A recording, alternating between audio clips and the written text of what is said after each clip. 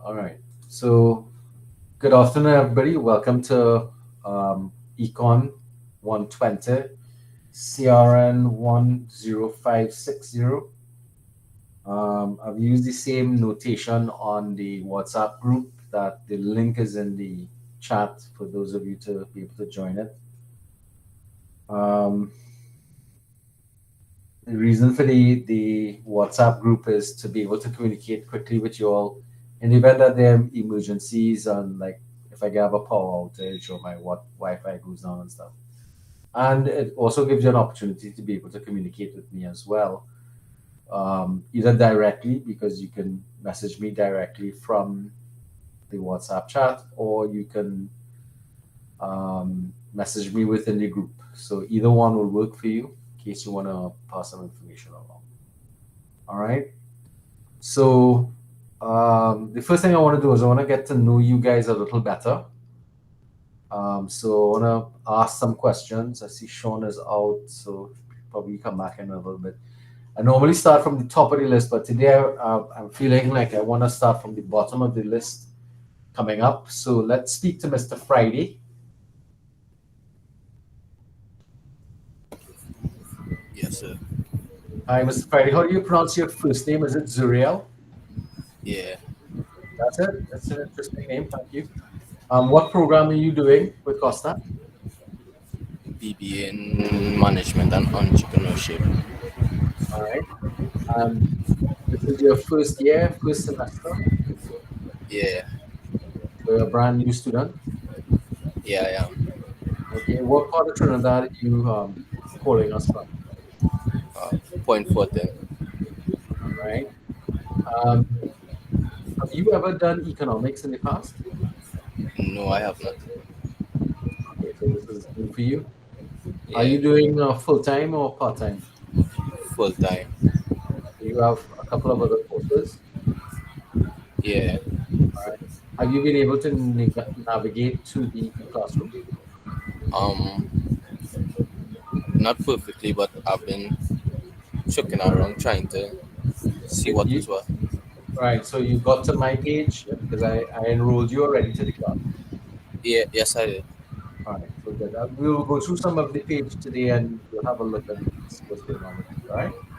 All right, Thank no you, problem. Mr. All right, Mr. Friday. Thank you very much. All right. So next from the bottom we have Swan Melville.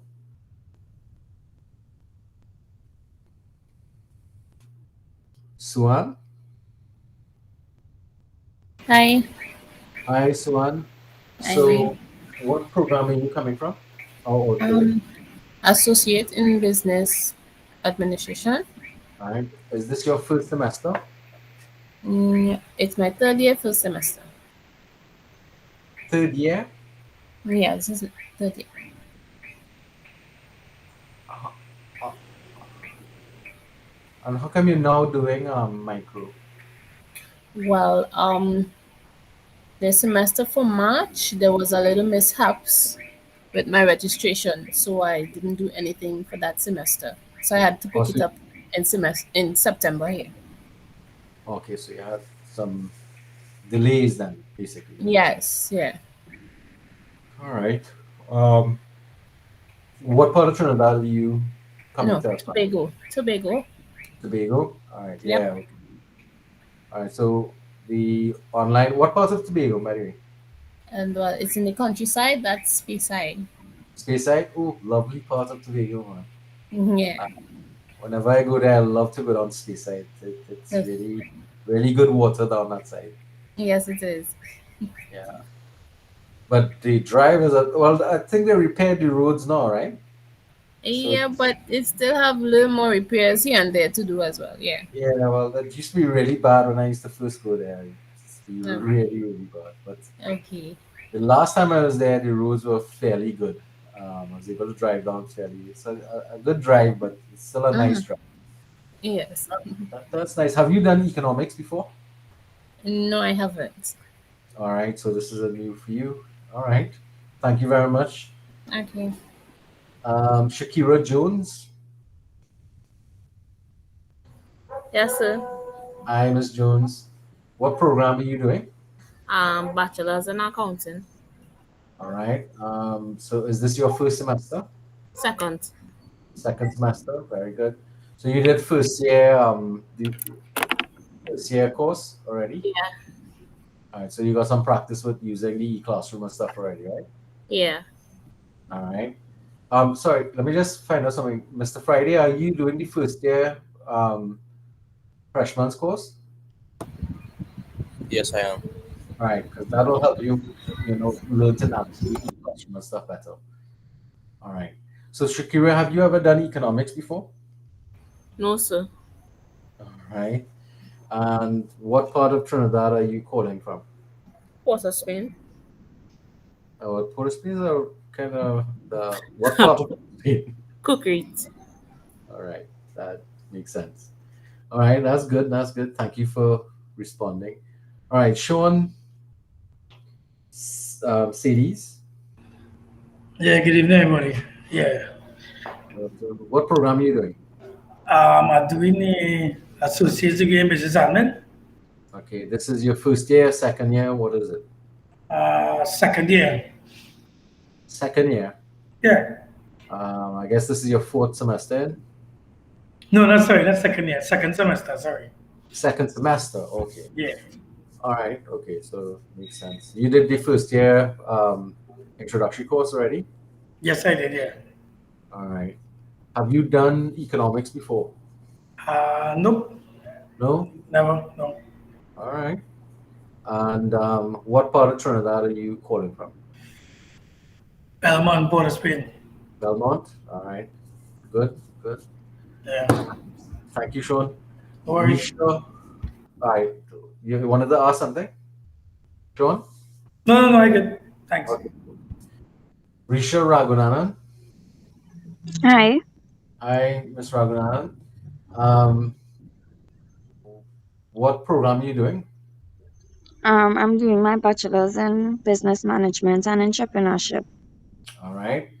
And what semester or what year are you in? This is my second year. Second year? Yeah, All right. Kind of late doing this course. What happened? I know. I don't know.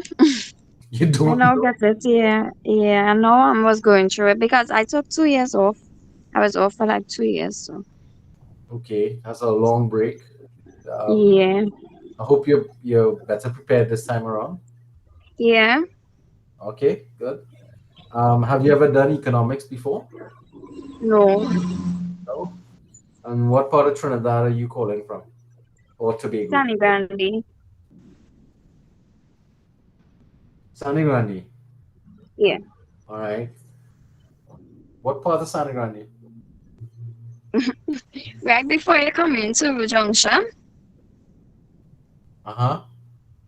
Which part? Yeah. The road where Guayco secondary is. Yeah. Oh, we don't Yeah, need to like know your yeah, exact address, but it's back there, like school. yeah, yeah. Well, out on the main road. Okay, that's good.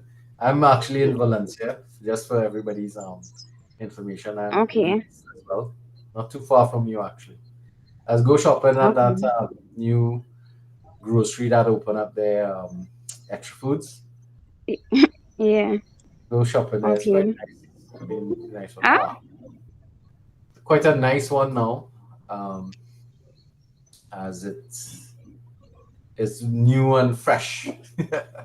yeah. Yeah. All right. So thank you very much, Okay. Peter Medina. Yes, sir. Is it Medina or Medina? Medina. Medina. Yeah. So what program are you doing? A bachelor's in business management. Bachelor's in business management. Okay. And what year or semester are you? This is my third semester. First, Third. third. Okay. So third, and you're now getting to economics. Yeah. Are you doing it part time or full time? Part time. Part time. All right. That I might usually do 3 to 4 courses a semester. yeah, yeah. Part time is about 3 courses. You're not allowed to do much more. But I All do right. I do 4 this semester and last semester. I only did 3 for my first semester. Okay. How you managed last semester? No, it was fine. You sure?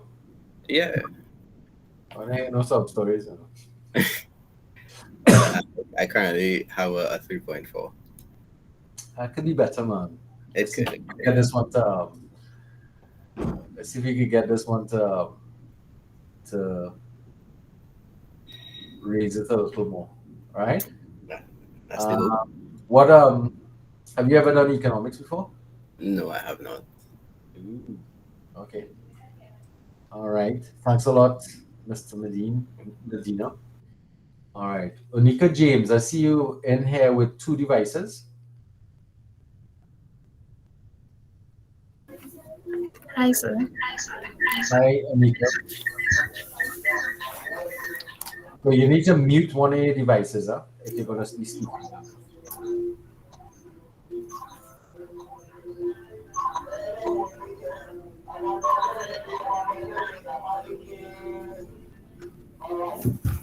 Okay. All right, that will help. Okay. So what program are you doing, Onika? Business management and entrepreneurship. And where are you in the program? Second year. Second year. All right. Any reason why you're now tackling microeconomics? No. No. Are you full time or part time? Full time. All right. So let me ask a funny question. You're full time, but are you working? Yes, I am. Whoops. That's right. Might you tell me where you work? No, you don't have to tell me what part of Trinidad, but what type of job are you working? I'm working at TRH, General Hospital. Sorry? I'm working at TRH. TRHA? Okay, I'm not familiar with the acronym. What does that stand for? Tobago Regional Health Authority. All right, so you are in Tobago. All right, okay. Yep. Okay. Have you ever done economics before? Yes, I did. At what level? I did micro and macro. At what level? Um, sixth form level. 6th form? Yeah. So did you get good grades? Yes. So were you ever instructed to ask for transfer credit? No. Because I did it in UE, Open Campus. Doesn't matter. It's still, you did write the KEEP exams, right? No, it wasn't Cape. Or it wasn't KEEP. Or It it was was a course, a business management and a technology course. okay. Yeah. Was it a degree or diploma? No, it was a certificate course. Okay. All right. Well, that might be why, but Yeah. okay. But that experience should work with you and help you with this course. So hopefully we'll get a good grade for that, right? Okay. All right. Thank you. Nicole John. Hi, everyone. All right. You fed the dog already? Yeah, they're fed. Oh, okay, good. So what program are you doing? The Bachelor's in Management and Entrepreneurship. And where are you in the program? This is my first semester. First semester. Okay. So you're Yeah. also doing the first year introductory course? Yes. All right. You're full time or part time?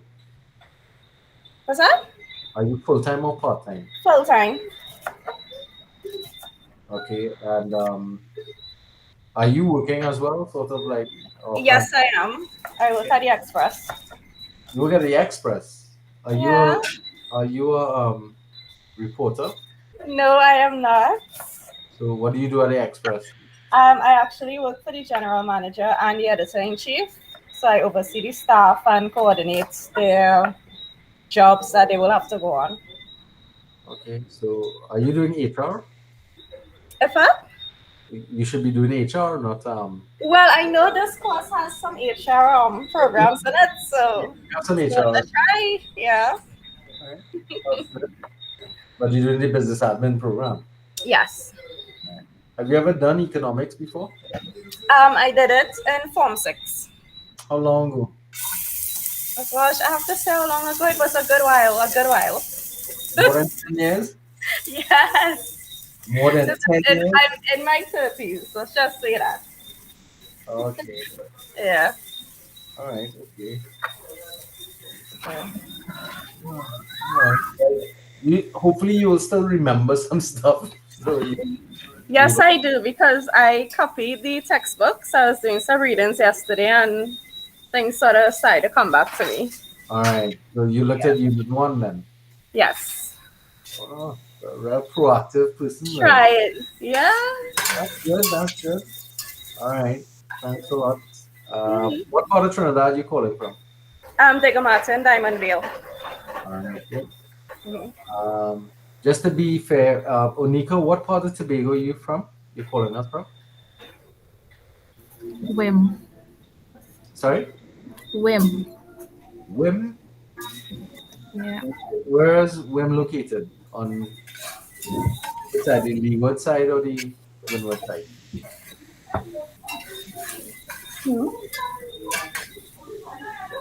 Sorry? I'm not hearing. I said the windward side or the leeward side? The leeward No, side. the leeward side. I'm not Yeah. familiar. All right. Thank you. Thanks a lot, Nico. Okay. All right. Megan Wilson. Hi, sir. I recognize the name, so I think I've had you in another class before, right?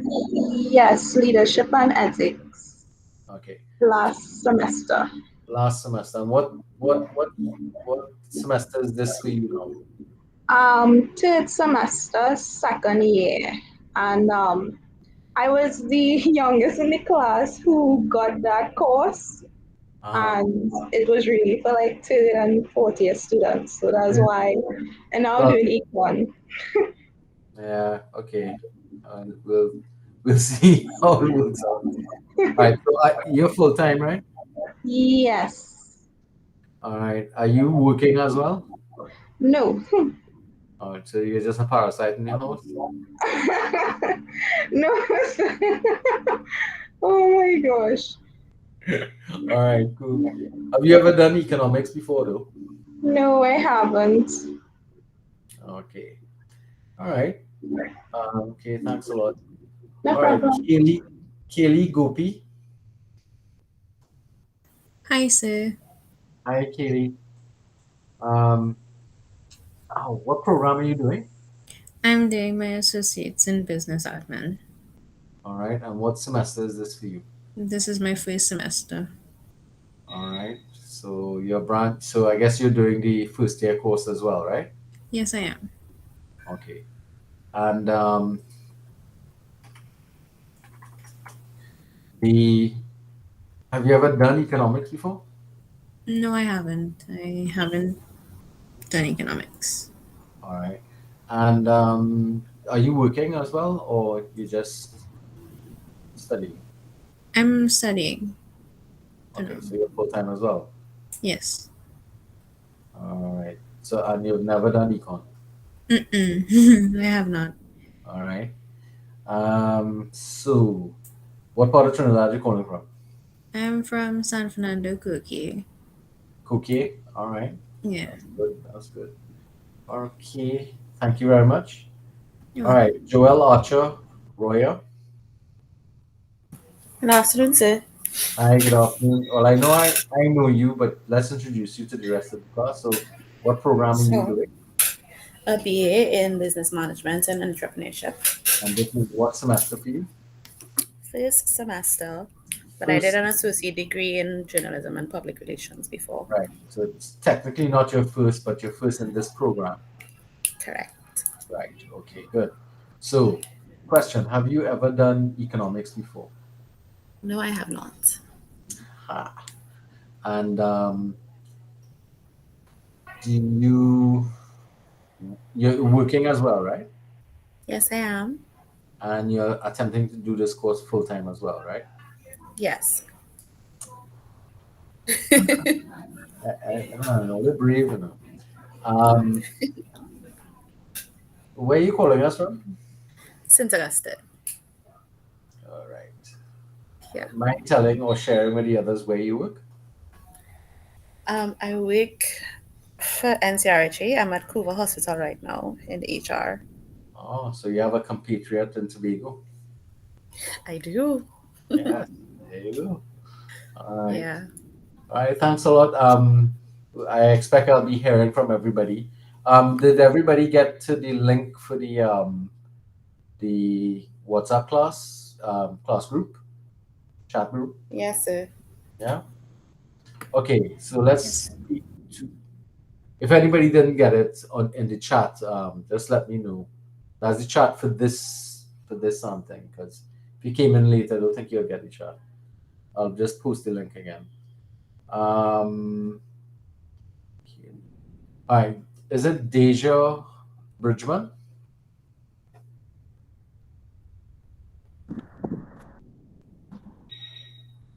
Yes. Am I saying that correctly? Deja Bridgman? All Yeah, you're right. saying it correctly. What program are you doing? Associate's degree in business Business admin. admin. Okay. And what semester is this for you? Second. Second. Full time, part time. All Part right. time. So I guess you're legitimately working somewhere. Yes. Mind telling us where? You're Well, currently, Furniture Furniture Plus. Plus. All right. I did some transactions with them the other day. Where, which at what location you working? So I guess you're living somewhere in the region there. Correct? So you live Chaguanas as well, right? All right. Yes. Have you ever done economics before? No. Okay. So far we only have one. All right, Miss Bridgman, thank you very much. Amy Rajnath. Good afternoon, Hi, sir. Amy. What? Hello. Hi, are you hearing me? Yeah, good afternoon. Hi, good afternoon. What program are you doing? I'm doing a bachelor's in accounting. All right. And what semester is this for you? This is my second semester. Well, my second year, first semester, sorry. Second year, first semester. Yeah, And you're now getting to do, are you part-time or full-time? I'm full time. And you're now getting to do economics? Last semester I had some difficulties, so I didn't get to do the amount of courses I was supposed to do. Okay. All right. They messed up stuff with my registration Uh-huh. for every single semester so far, except this one, because I had to register myself for this one. And I ended up starting classes late. And with that, I ended up failing one or two courses in the first semester. Right, which So you I had ended to. up doing one course last semester. Right. Okay, so have you been able to correct those grades? Yeah, I'm an A+ student. Okay, that's good. I know it's horrible to start and then have this transition. I hope things settle down and you move more smoothly this time around. Yeah, well, hopefully things go smooth. Okay, so far so good. What Yeah, about have you ever done economics before? no, No. All right. What part of Trinidad are you calling from? I'm from Princestown. Okay. All right. Thanks a lot, Amy. No problem, sir. Okay. Alicia McBurney. Good afternoon, sir. Hi. Good afternoon. What program are you doing? I'm doing Associates in Business Administration. And how far in are you I'm in the third semester. of your first year? Pardon? First year or second year? Second year. Okay, so I take it you had some difficulties because I find you're doing economics kind of late. Yeah. You had problems going. Are you part-time or full-time? I am actually part-time Okay. So where do you work? at Coca-Cola, Caribbean Bottlers. All right. In what capacity? Do you work in the factory or you work in administration? I actually work in production area in the factory itself. Okay. You're an operator? Yes, I am. What level? Up one or two? One. Ah, you just started it. No. Okay. I know operators is making money. Yes, but you have to finish level 1 first before you get to level 2. All right. What training you did? Did you do any special training for operator one? Actually, when I get in there, they actually trained me on spot. Okay. But you didn't do any sort of like process plant training before? No. Okay. I used to work at John Donaldson and we used to work in the process plant operators training. I used to do training for that. Okay. All right. Nice. Miss James, I'll put the link back in the chat again, okay? You should be able to get it there again. Right, it's back in the chat again, Mr. James. Sorry, Miss Bitbunny, I was I'm not finished with you yet. Have you ever done economics before? Up to Form 3. Yeah, Three. up to Form Okay, 3. well, this is still yeah. All right, I'll ask a general question afterwards, but all right, that should help with some of the basic stuff. All right. So you never did econ before. What part of Trinidad are you calling from? I'm calling from San Juan. All right, East Coast Corridor. All right. All right, thank you very much. Welcome. Ajay Gopal. Hello, good evening. Am I saying that correctly still? Ajay? Yeah. All right, okay. So what program are you doing? I'm doing the bachelor's in accounting. All right, and where are you now in terms of year and semester? This is my first year, first semester. First year, first semester. Okay. Yeah. So I take it you're a full-time student. Yes. Very good.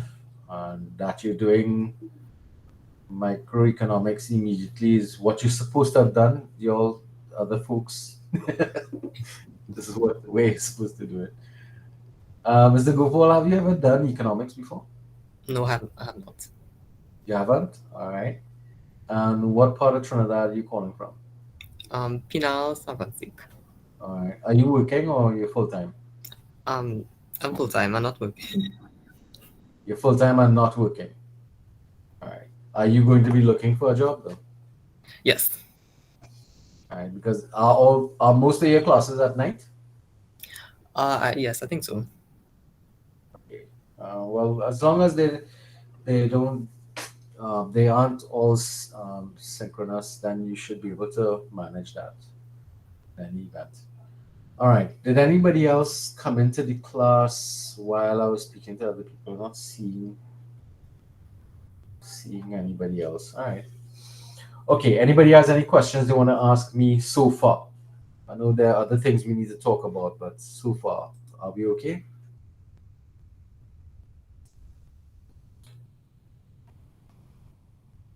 No, nobody else wants to ask me anything?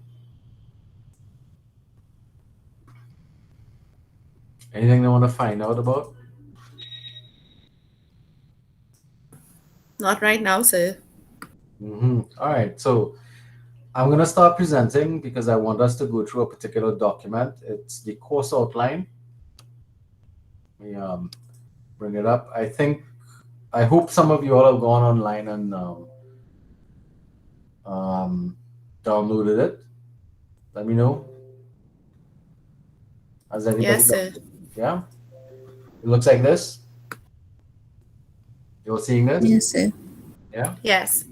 So this is, though it says template, don't worry. This is the actual course outline, all right? So I'm hoping that you guys did go through and read a little bit about it. This isn't this. This is one of the things that a lot of people tend to want to know a little bit about immediately.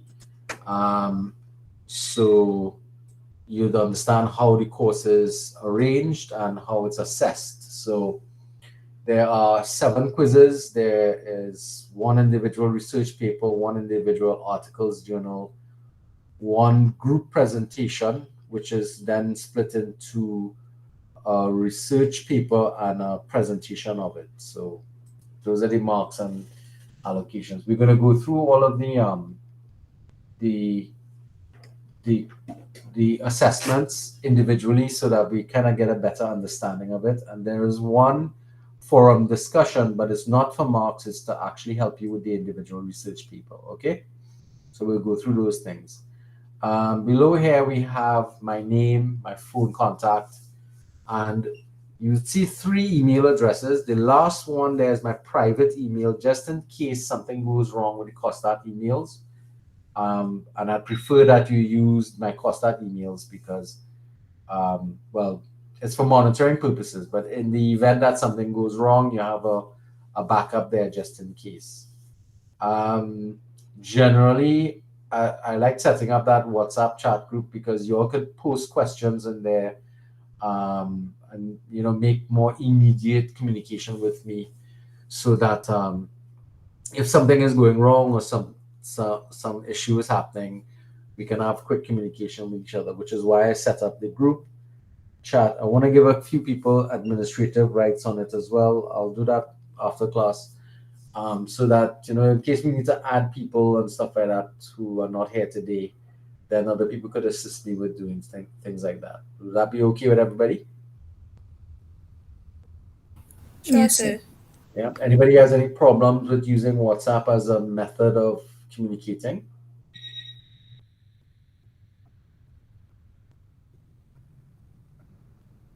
When I pause like this, I'm waiting for feedback, guys. No, I have no No, problem. sir. Okay, good. All right. So I take it I should use silence as consent, right? All right. So there's a course description, which is an overview of the course and how it's arranged. There's a diagram to show us how we're going to be looking at it. I know it might be a bit small. You guys could zoom in on your screens. Let me see if I make this a little bigger. So some of these things might make for those people. Most people here would have done POB, right? Principles of Business. Yes, sir. Yes, Right. sir. Yes, sir. Yes, sir. All right. So Yes, there's a sir. little overlap between the two. So there should be some familiarity with some of the content coming from that POB program.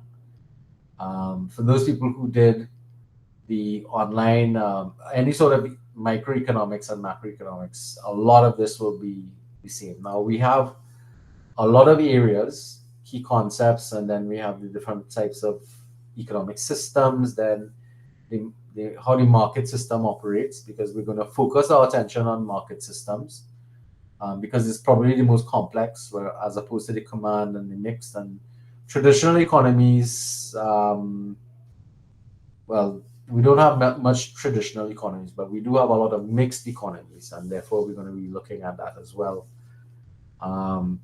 Then, of course, we have to pay attention to how demand works. So we have demand, and then we have demand elasticity and supply elasticity, and then we also have cross elasticity and income elasticity, which falls into that area of elasticity and how it affects demand. Then we have markets and action. So we have the behavior of firms in the markets, and that's the various types of firms, monopolistic, oligopolies, that kind of stuff. And the behavior of people, consumers, which is consumer behavior. And that's how the two markets meet with each other. And we're going to be looking at different theories in that. But kind of again, beyond your understanding right now. But each section is set up in the program to try and examine elements of this as we move through. And I'll go to the e-classroom and we'll have a look at that and see how it's arranged. Why we are doing this course now, one of the things about this course is that this course is a prerequisite for macroeconomics, which you have to do next. So you need to be getting at least a C grade when you finish with this course. All right. Um, that's to make sure that you have sufficient understanding of these concepts to be able to move on to the macroeconomics course. That's the ECON 125, which you should be able to pick up next semester because it should be offered.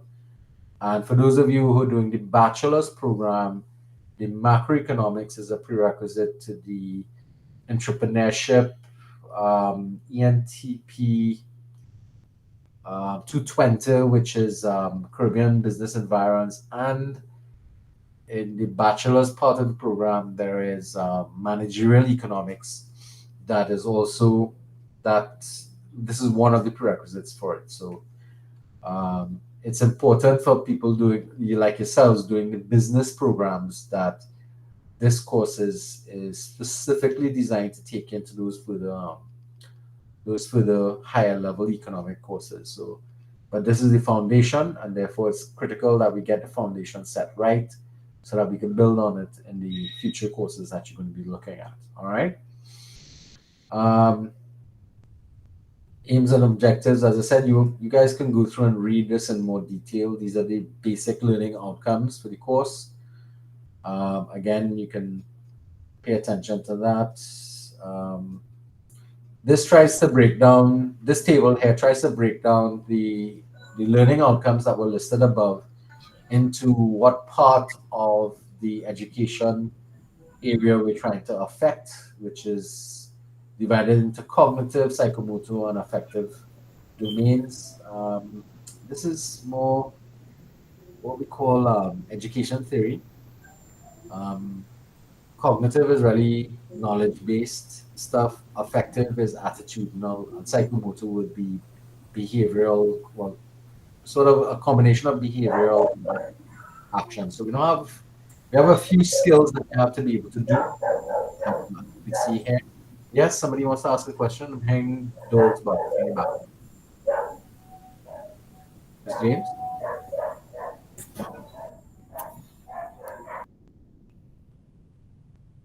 All right.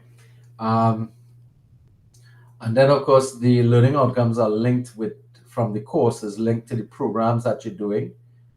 Primarily, we linked it with the management and entrepreneurship program. So because that's the widest bachelor program that we have, so the linkage is there. This just tries to, let me just make this a little smaller so that you can see it better. This tries to link the assignments to the learning outcomes to make sure that we are testing as many of the learning outcomes as possible. And that is just sort of like a check mark based upon each assignment and what it's trying to test out with you guys.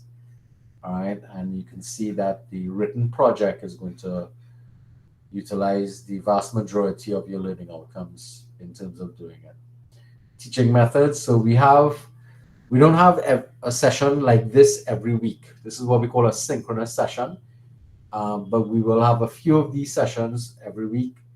There will be projects and presentations built onto the classroom for you to go through. There will be videos and whatnot for you to view.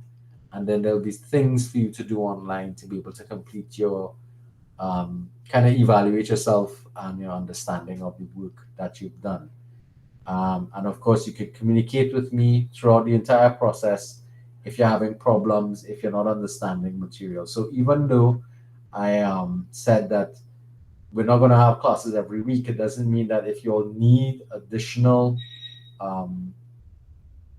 assistance that we can't have unscheduled. Well, when I say unscheduled, I mean from the schedule that I have below here, I've identified like today's session, and then I anticipate that we should be meeting again in November. But in between the 14th of October and the 11th of November, we can in fact have additional meetings if people need it, depending upon the content. So as I said, the way the course is laid out, it's laid out in units. So unit 1 is actually picking up from after today's class, because today we're just doing introductions and kind of going through the methodology of how we're going to go about dealing with the class moving forward.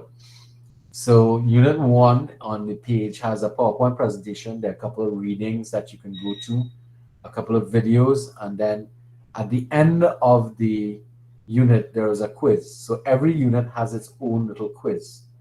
The quiz is constructed as a 10 question multiple choice quiz. So there are 10 questions that you have, and most of the questions or the quizzes have more than one attempt. So you could try it more than once. Now, the reason for that would be for you to go through the material, attempt the quiz, see how well you do. And if you're not happy with what you did, it gives you an opportunity to revise or review the material again and attempt the quiz a second time and hopefully get a better rate than the first time. That makes sense? You all Yes, sir. understand? Yes, sir. Yes, sir. All right. Yes, sir. So I made some adjustments that aren't on the thing here, but I'll let you all know. So every unit, as I said, the first unit is the nature of economics. That is, we're going to try to answer the question, what is economics and why we're studying it and so on. And there's a quiz based on that. Then the second one deals specifically with what we call the economic problem.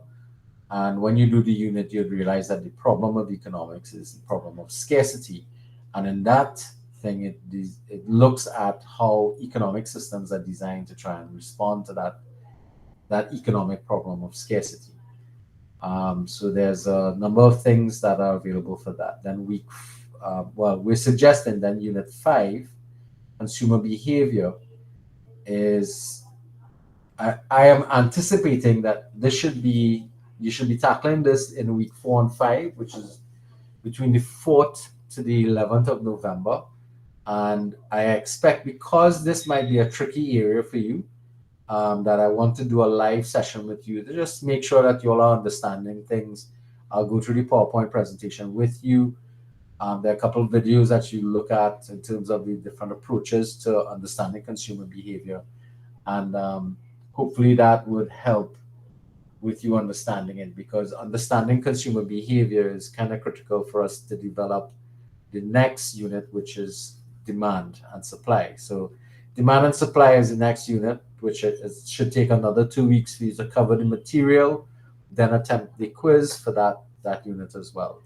And I expect during this period that I will meet with you on the 2nd, which is the 25th of November, to just go through the unit with you, make sure that you understand the material, explain things to you in more detail if you so desire, or if not, we can just tackle specific issues that you might be having with the unit. In each case, it's identifying.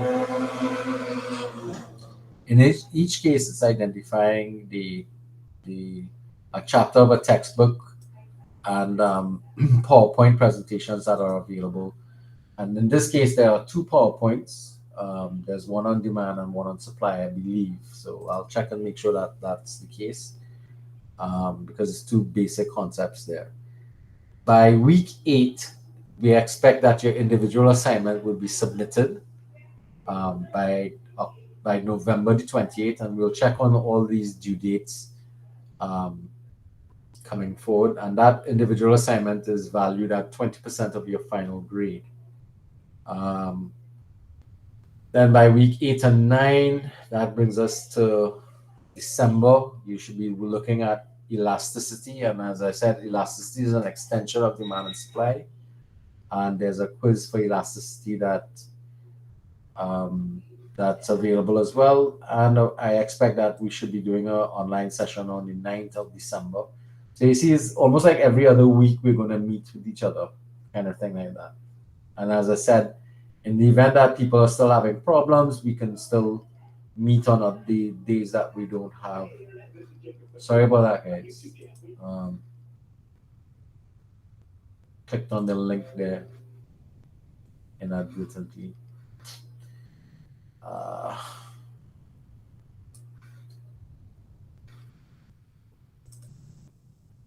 Right. So I'm looking at the schedule.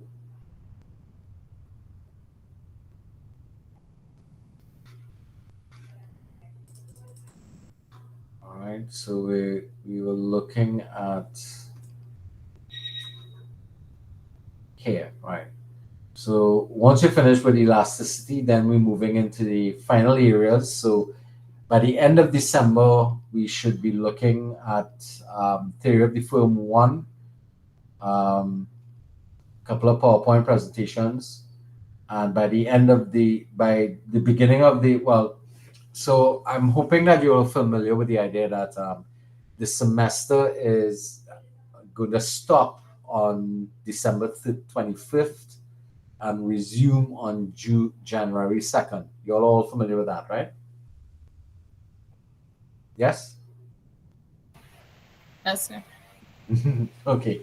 So I'm thinking during that period, you all should be able to work on your journal assignment and submit it by the 9th of January following. Okay.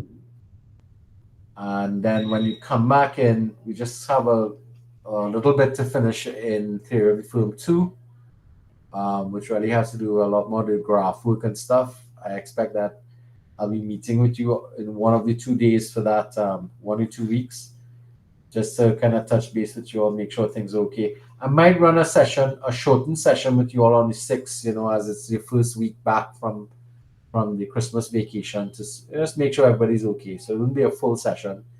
We can just do about an hour and stuff. Just make sure everybody's okay and they're back and nothing's happened and that kind of stuff. And then, Unit 8 is a self-directed unit because your first assignment actually has pulled out all of the learning outcomes from that, and it is put into the question. So you're going to be doing some of the content on your own through self-directed studies.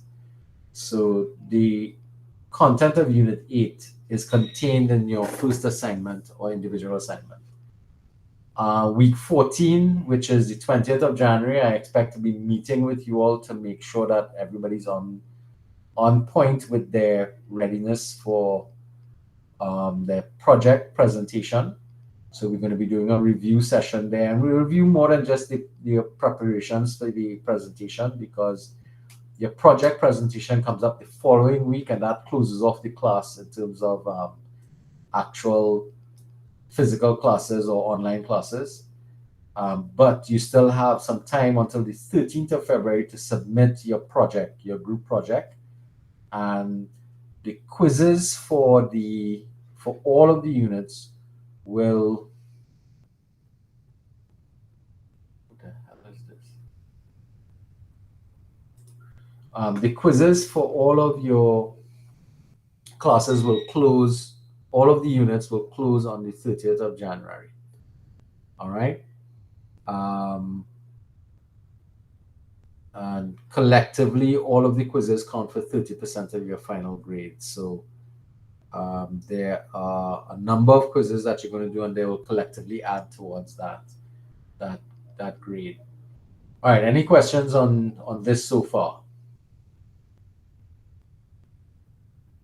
No, sir. Okay. I just saw an email there that I think I have to respond to.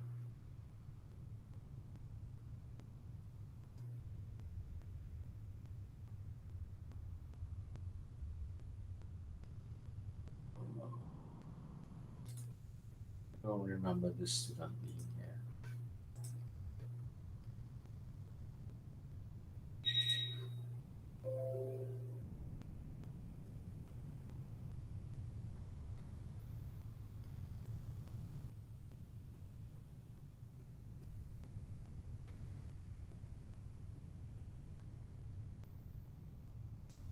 All right. So let's look at more details of the assignments that we're looking at. So remember I said that you need to get at least a C or better grade. So it means that overall we're looking for you to score a collective score of over 70% in your final grades to be able to average out at a C. Okay, so my thinking is, aim for the clouds, which is or the stars, as I say, aim for the A. If you fall short, maybe you'll get a B plus. That sound better? You don't want Fs, right? All right. So this other stuff here, this is, you all could go through and read it. It's This kind of explains all of those cognitive things that I was talking about before in terms of what it was doing, psychomotor and so on. All right, so let's go to Appendix 2. Appendix 2 is the details of the individual assignments. So basically, you are being asked to prepare an academic paper, and therefore there are specific requirements for an academic paper, which I've provided here in the instructions. You're not submitting a physical paper, you're submitting a soft copy, and that has to be submitted on the e-classroom. But it has a particular formatting that it has to follow, which is you set it up on 8.5 by, which is legal letter size paper. Most importantly, what you're using is you need to make sure that you understand how to do APA style citation. Okay, so this brings us to a huge area. So let me get some idea. How many people here have done the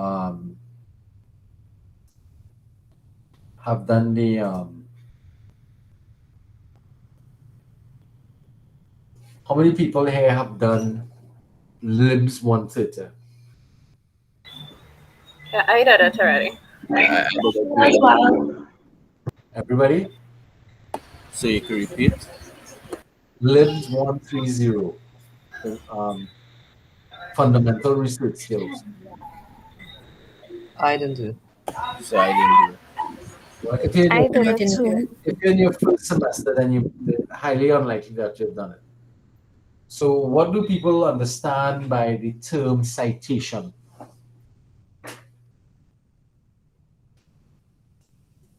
Somebody who's done it. A citation is someone's work that you're using for yours. You need to reference them and give them credit for what it is they do.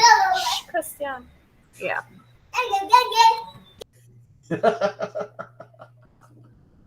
Thanks a lot, Nicole. Right, so she's correct. Citation is the process of giving credit to people's the research that you might be using to support your answers for questions. Now, the reason for that is because as students, the expectation is that you don't go and develop, well, you're not expected to develop your own theories about economics behavior, and or any subject for that matter. But you will be referencing the information from that you require to answer questions. You'll be referencing the writings and ideas of other authors who've gone before you. And when you do that to respond to questions, you are required, therefore, to provide appropriate citation. Now, the citation methodology that the college, our department asks our students to use is the APA format, which stands for the Association of Psychology Association or something along those lines, American Psychologists Association, which is a method of citing. It's a system that was set up to cite sources to use for academic writing as a method for standardizing the manner in which your writing is cited. So if we go back to, let me go back to presenting so I can show you what I'm talking about. So if we go back to the document we were looking at, so it's asking you guys to use the APA format, and there's a resource listed here, all Purdue, that if I click on this, it'll take us to the website. Sometime that will take you to the APA formatting style. If you click on that, now it takes you to the APA formatting style of how you go about doing your citation. Now, without proper citation, your work cannot be marked. In fact, the e-classroom has a tool built into it for you to look at what is called similarity ratings. So the APA requires, well, we require that your citation or similarity report should be no more than 15%. So if I were to go to the classroom, so let me go to the e-classroom now.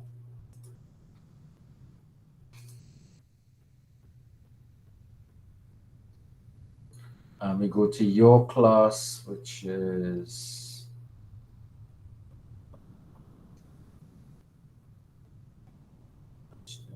all right. This is it here.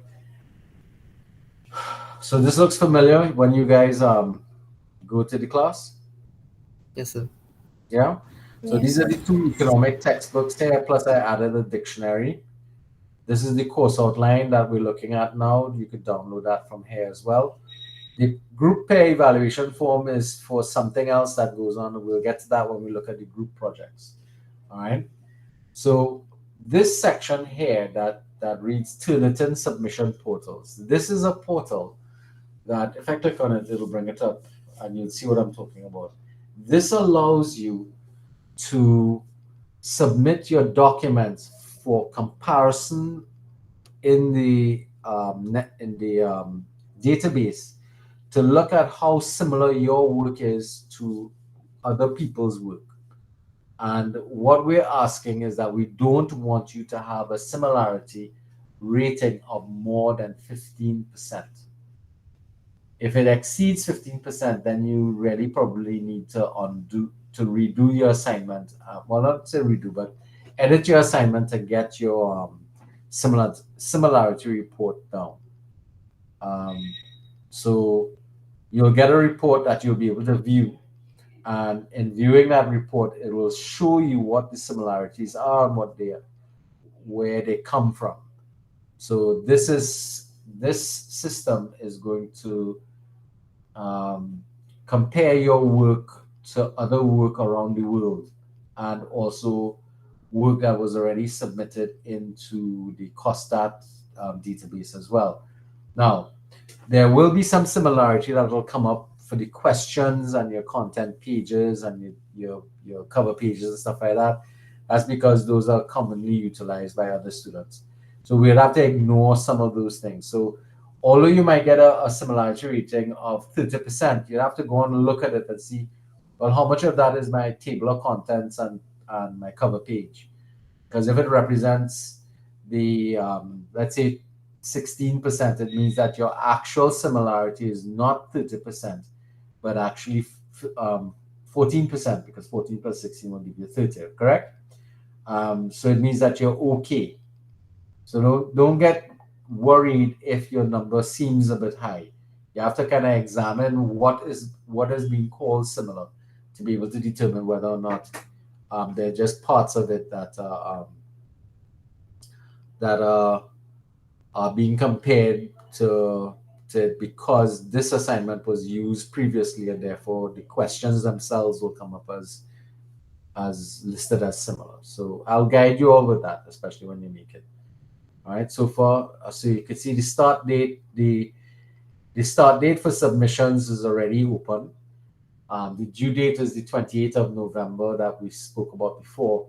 The post date is the date that I need to be posting my grades by the end of January. I need to start posting grades for that. Okay, so that's just information for you guys to know. Has anybody ever used Turnitin from the class before? Yes. Right, so you're familiar with the similarity ratings and stuff like that. All right. I tried to set it up so that it shouldn't compare your bibliography and stuff like that. So hopefully that will help with the situation there. So for each assignment that you have to do, there is a place for you to submit for comparatives. Okay. So this is for the second assignment, which we call your article journal, and we'll go through that in a little bit. And then the group project. And then your final drafts will be submitted here in this section. So again, we have the individual assignment, assignment 2, which is the article journal, the group project analysis, which is 20%, and then the PowerPoint you're going to be utilizing for your group presentation, we'll get to that in a little bit, will also be submitted here. as well.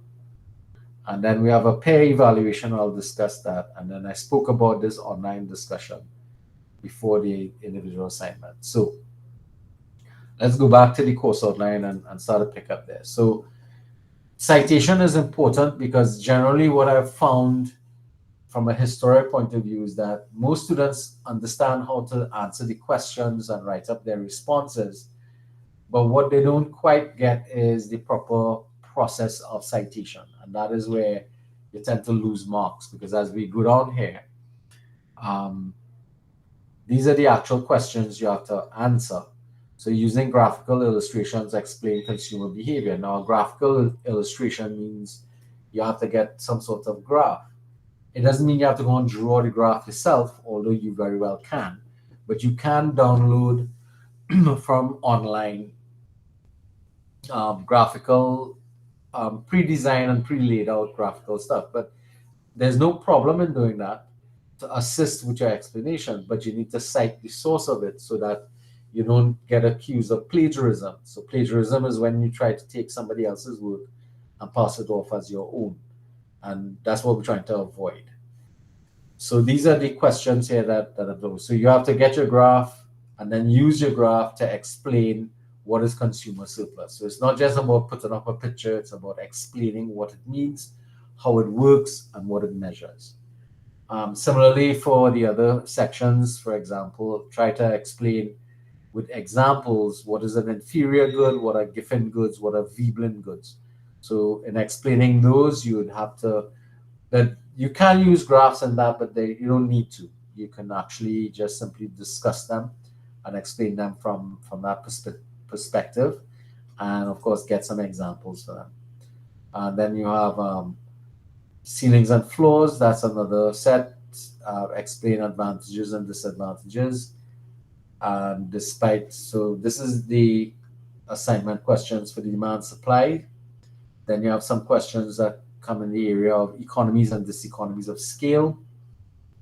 So it's asking you 3 questions in this section.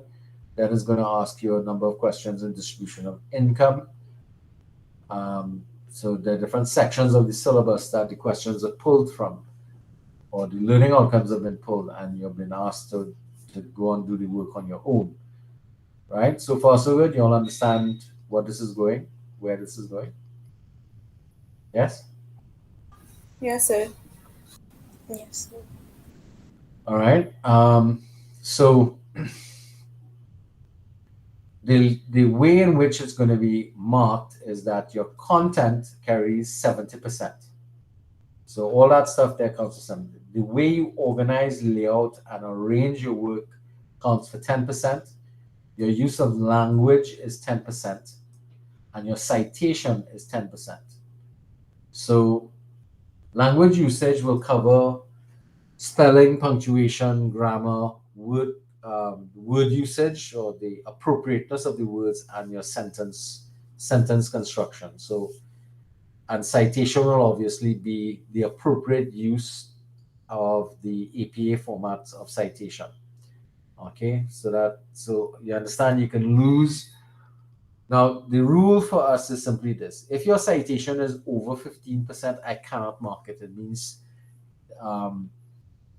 if if your similarity rating is over 15%, I can't mark it. You have to get that citation, that similarity rating down below 15%. This is why you can do multiple uploads to that Turnitin site so that you can do some work, edit it, bring it down, that kind of stuff, to make sure you bring it down to a citation level that is appropriate for the assignment. Your assignment also needs to meet academic requirements for college level. So some of you may have been accustomed to copy paste in high school. I can't blame you all for that because they really don't focus their attention on teaching you how to do citation and the importance of citation. But now that you're at a college level, it's important that you have to understand that we have to respect the work put in the production of a lot of academic papers of other people. So yes, you're free to use work from other people. You just need to be able to cite it properly and understand that um, you can't just blatantly take people work and say, well, this is mine. That is called plagiarism, and plagiarism can lead to serious academic problems in the college. All right, so you don't want to be caught doing plagiarism. Now, when you submit, if you're having problems with your similarity rating, I will be able to help you work with that. All right, and let you know. So organization and layout will also mean that your assignment needs to have a title page, it needs to have page numbers, it needs to have a content page. All of those things are required because once your paper starts to exceed certain lengths, it requires other work for it. We don't need borders and fancy colors and whatnot. What we need is for you to follow the academic requirements of producing an academic paper. Your group project, we can have a little more flexibility for that because that will could use photos and images and whatnot. But your individual assignments need to hold to being standard academic papers. So far, so good. Everybody understands this question and what. Anybody has any questions about this first individual assignment? Yes, I'm hearing somebody's mic is on. Who that?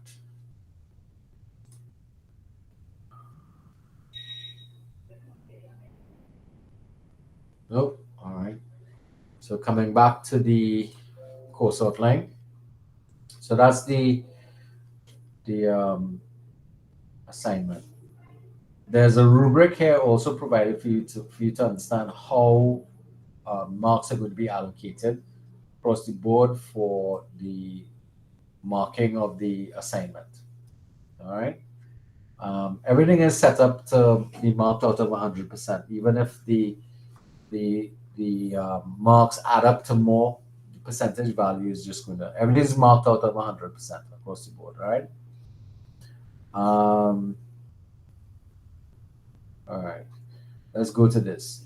Now, to assist you with being able to respond to those questions, we've set up an online discussion forum. Now, there are no marks for this, but what we've done, we've listed a number of the questions from the same assignment. And we're saying to you guys to try and practice on these questions and submit it into the forum. All right. So we have from the first question, we have the consumer behavior illustration, the advantages and disadvantages of floors and ceilings and why governments choose to use them, 5 marks. The economies and diseconomies of scale and the shape of the long run cost curve. This question usually gives a lot of problems. So, and then distribution of income. Here we brought up the question of derived demand and concert tickets. So what we want you to do, we go through the instructions here.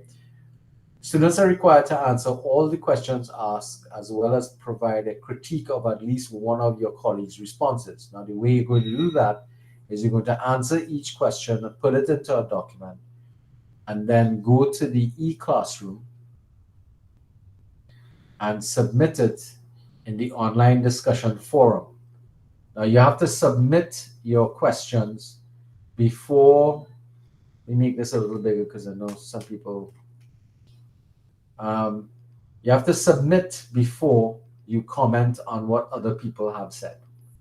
All right. Now, the idea we have, so you click on add discussion, and then you upload. I would recommend that you probably do the work on Word or whatever, and then copy and paste it here as a response. Okay, and then submit. And then what that means is that you're allowing this to be compared with, and you also have to cite your work to us. So you have to be careful with that and do appropriate citation. And I'll be looking at what you've submitted and giving you some feedback as to, okay, this makes sense, that don't make sense. Okay, maybe your citation is not quite right. So I'll be able to give you some feedback. But more importantly, after you've then submitted your work, you would need to go now and read what other people have done. So there are two ways. You could either post it into as a message, or you could put it as a file, so people could download your file and read it and that kind of stuff. I would prefer you just post it, so it creates a thread which people could then respond to your submissions. I recommend you answer all the questions and then submit it. Okay. Once you do that, you then go and look at what how some of your colleagues are responding to the questions, and what do you understand by the word critique? What does that mean to you? Anybody, give me a response. What does the word critique mean?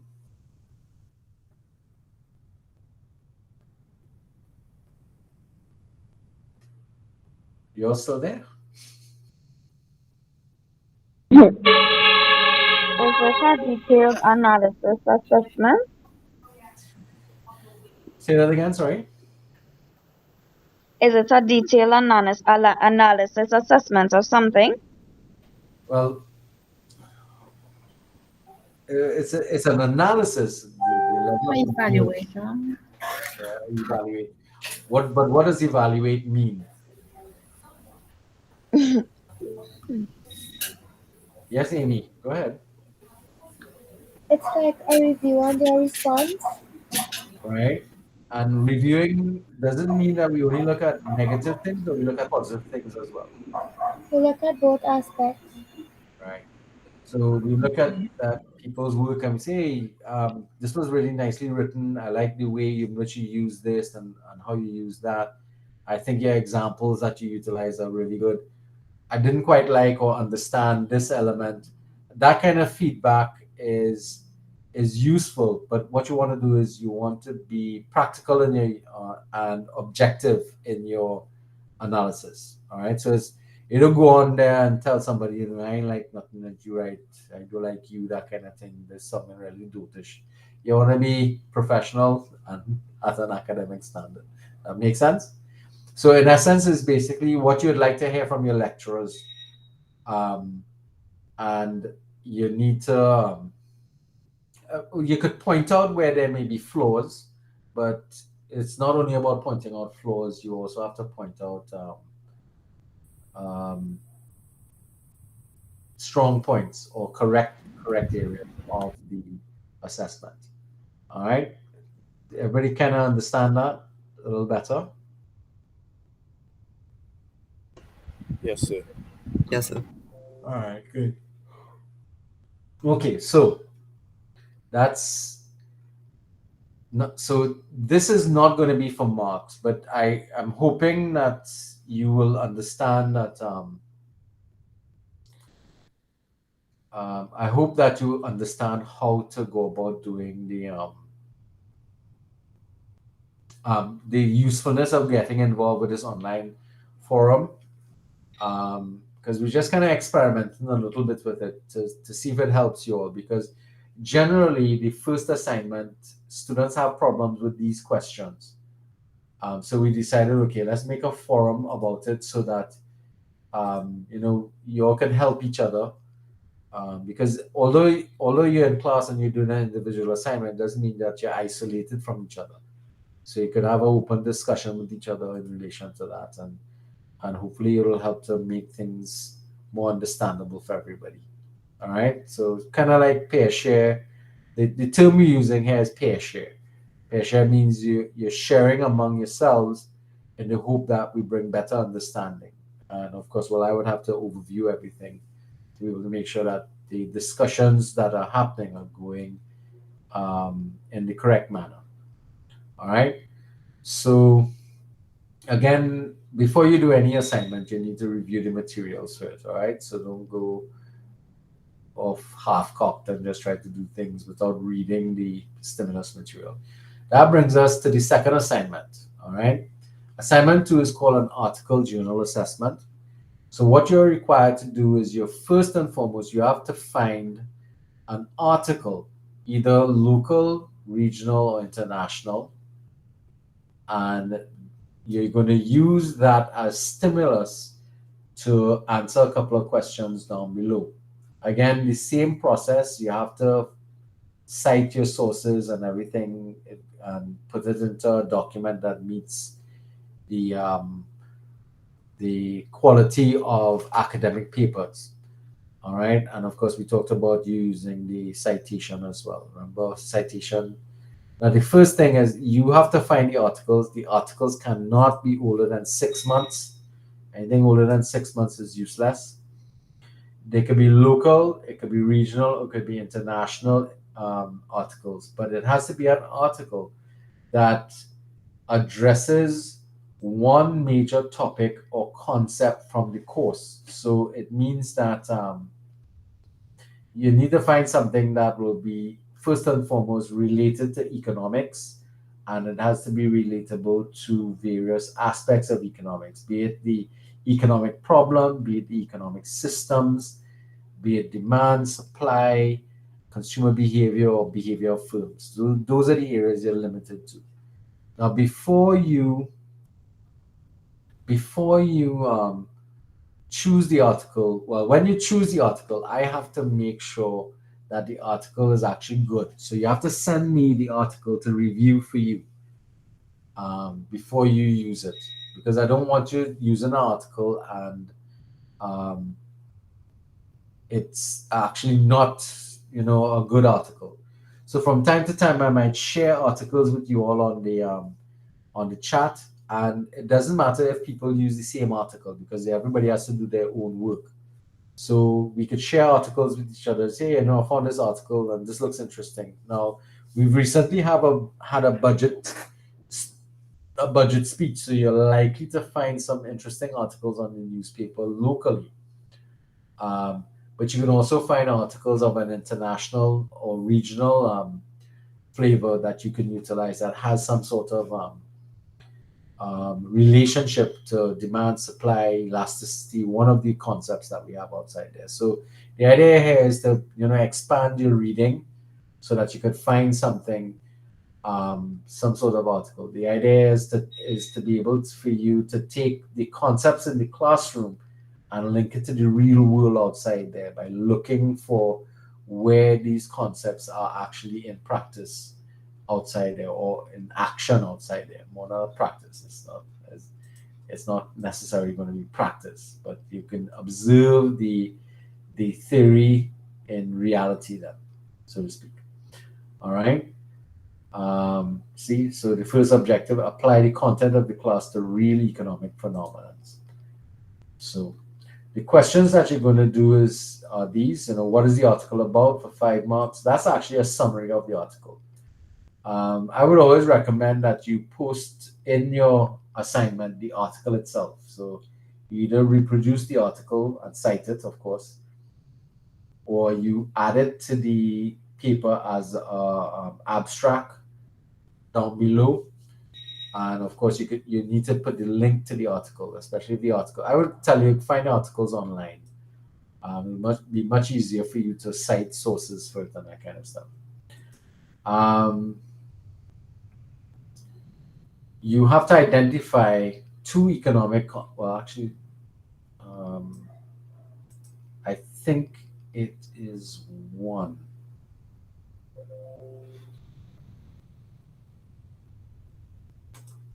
So, well, we'll go with two for now. So it means that you have to find an article that has at least two economic concepts involved in it. So, for example, you might have, let's say somebody writes an article about gasoline prices and the impact of the budget on the relaxation of subsidies from that, or the removal of subsidies and the liberalization of that market. Or we talk about Christmas is coming up, so all of a sudden people start talking about how the price of food is going up. So that's an article that has microeconomic elements in it, because there you're talking about demand, and as a consequence, you might also be talking about supply. So that's two separate concepts, demand and supply. That kind of makes sense when you start to understand those things a little bit. So markets in action require that the concepts of demand and supply are being discussed, or are in action in that particular example. So as we start to, this, which is why I want to be able to review the article that you're looking at, so I could tell you, listen, this article is good or it's not good, and I can help point out to you what economic concepts you're seeing in it or should be looking for. Because sometimes the it's not as clear cut.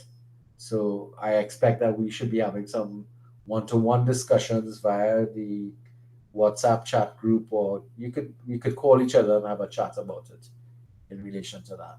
Okay. So once you identify the concepts and you link those actions from the article to the theory, then that's a strong link, and it's two, so it's 5 marks a piece for that. Then you need to be discussing one positive and one negative effect of whatever you're looking at in the article. So something positive about it, something negative about it. All right. Then you have to describe two positive and two negative effects of it in the to households. All right. So you have to kind of look now at how a household will be affected by that particular issue that you're looking at. Now, if it's an international article, it may be difficult for you to look at it affecting us directly here in Trinidad and Tobago. But we will try and work out some sort of workaround for that if you're dealing with international. But there are a lot of things happening internationally that impact upon us here in Trinidad and Tobago directly. So question 5 is sort of like an extension of, so if it affects a household like this, then how would it affect the entire country?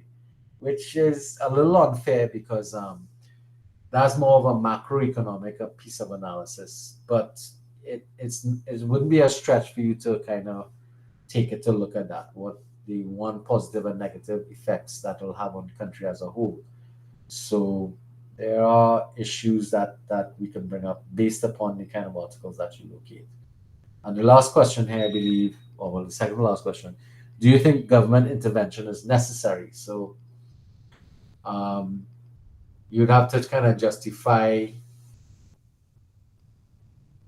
you don't have to identify what strategies the governments might use, but what you want to do is to identify whether or not you believe governments should get involved in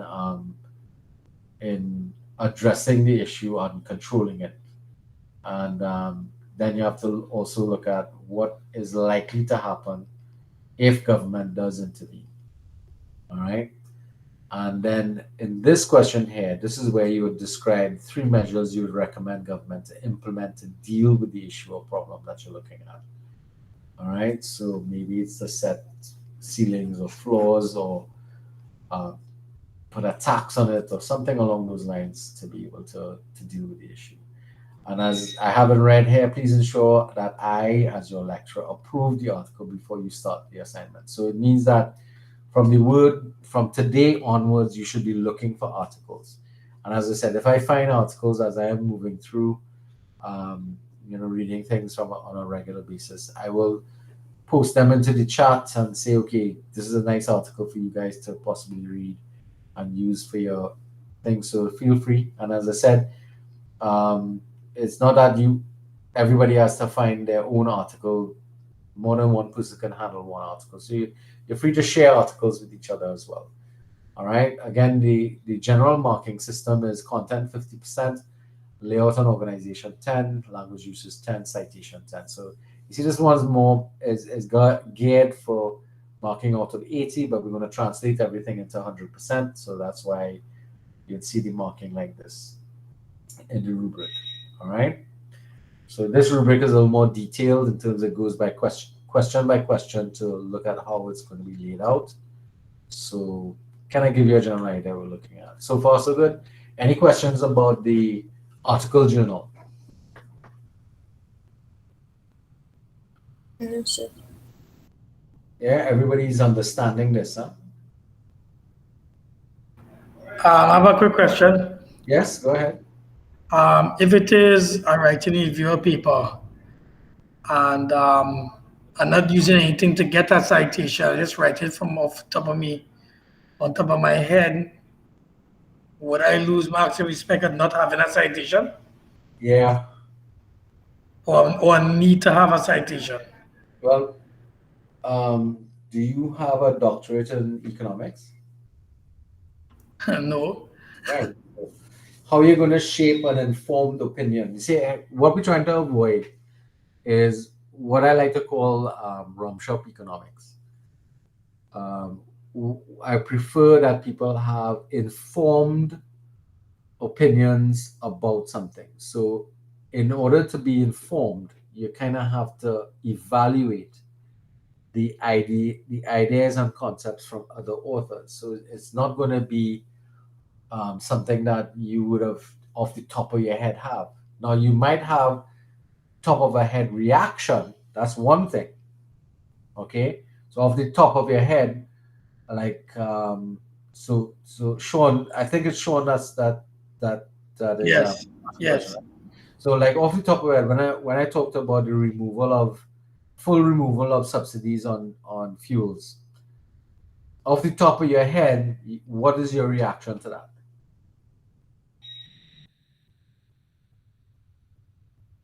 You mean the removal of subsidies? Yeah. Well, the first thing that will come to my head is the advantages and disadvantages of what could happen and the outcomes, the good Right. and the bad. But what is that? The subsidies. No, what reaction are you coming up with? Well, Good thing or bad thing? Let's start with that.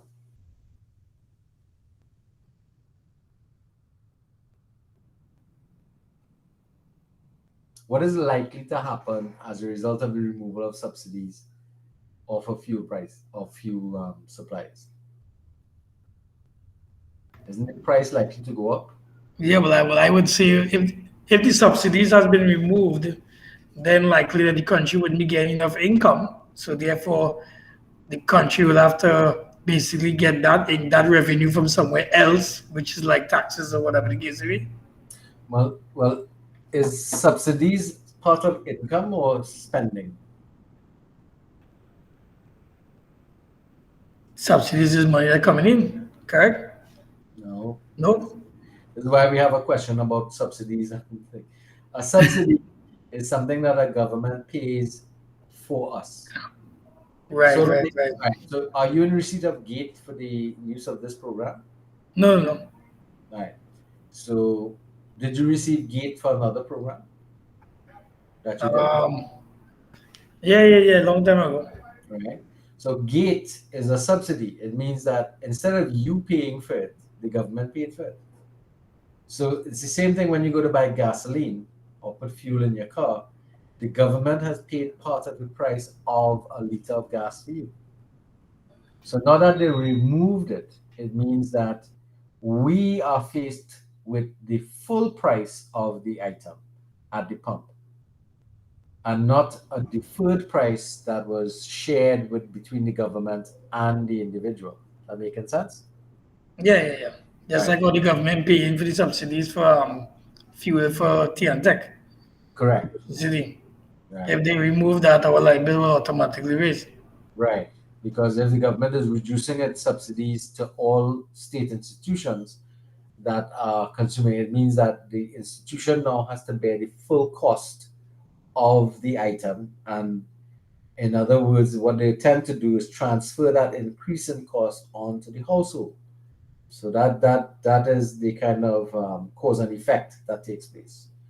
So if we found an article about that, that'll be a useful article to look at for this journal.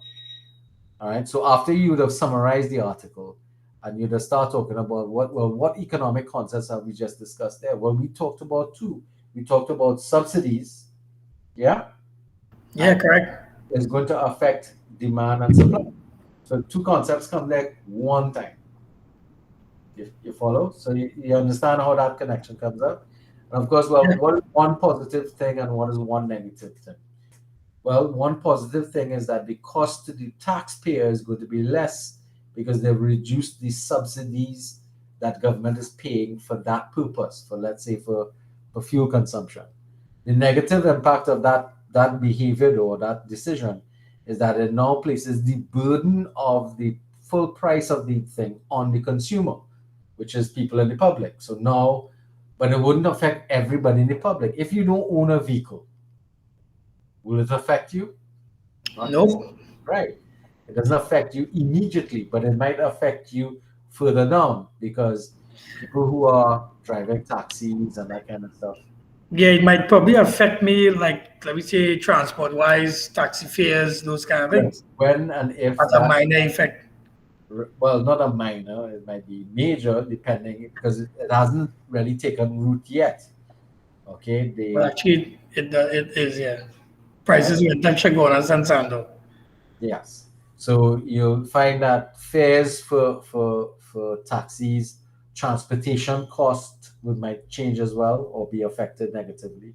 So that's one thing. You understand? So this is where I started what I'm talking about.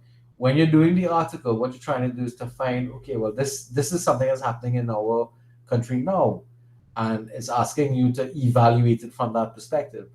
But in order to support the view that you're coming up with, you need to find somebody outside than yourself to help support that concept or what the likely impact is going to be on individuals. So that's why you need to support your position with cited sources of data. I understand.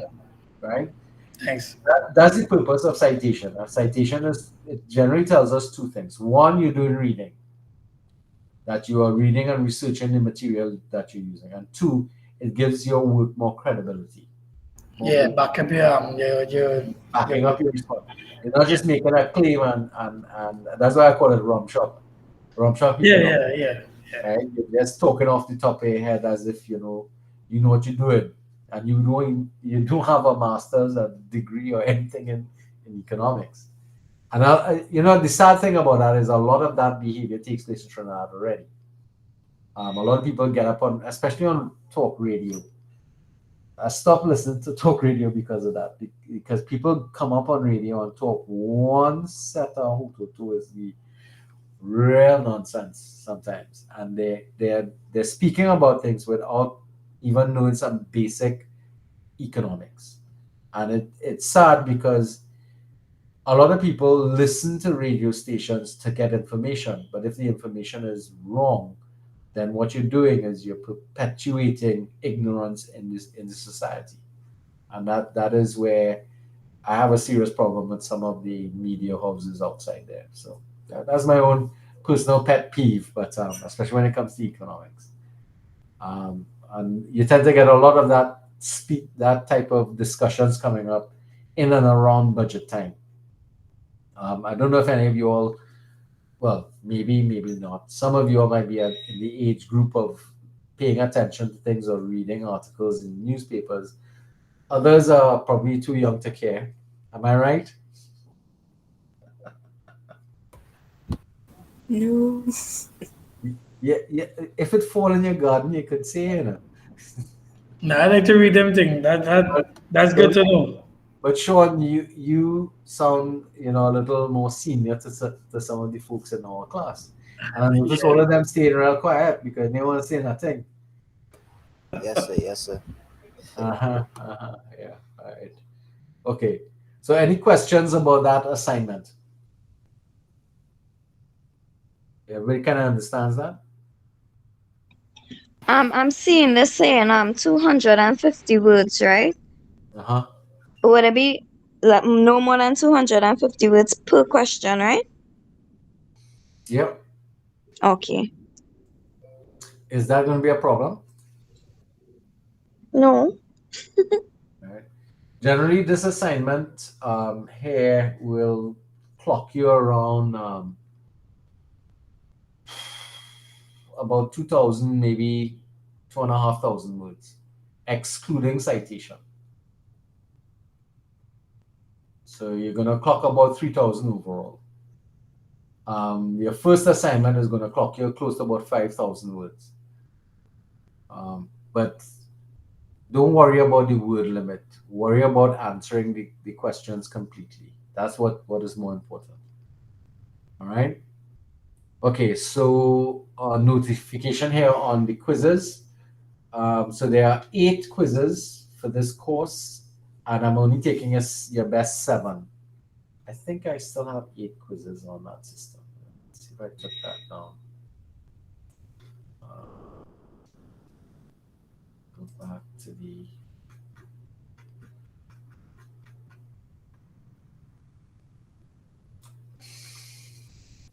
make this a little smaller. So quiz 1, 2, 3, 4, 5, 6, 7, 8. Yeah, okay. That's because I have 2 quizzes for theory for part 1 and part 2. All right. Okay, so there are 8 quizzes, and I'm only taking your best 7. That sounds good? Or bad? That sounds good. All right, and as I said, there is at least 2 attempts at each of the quizzes.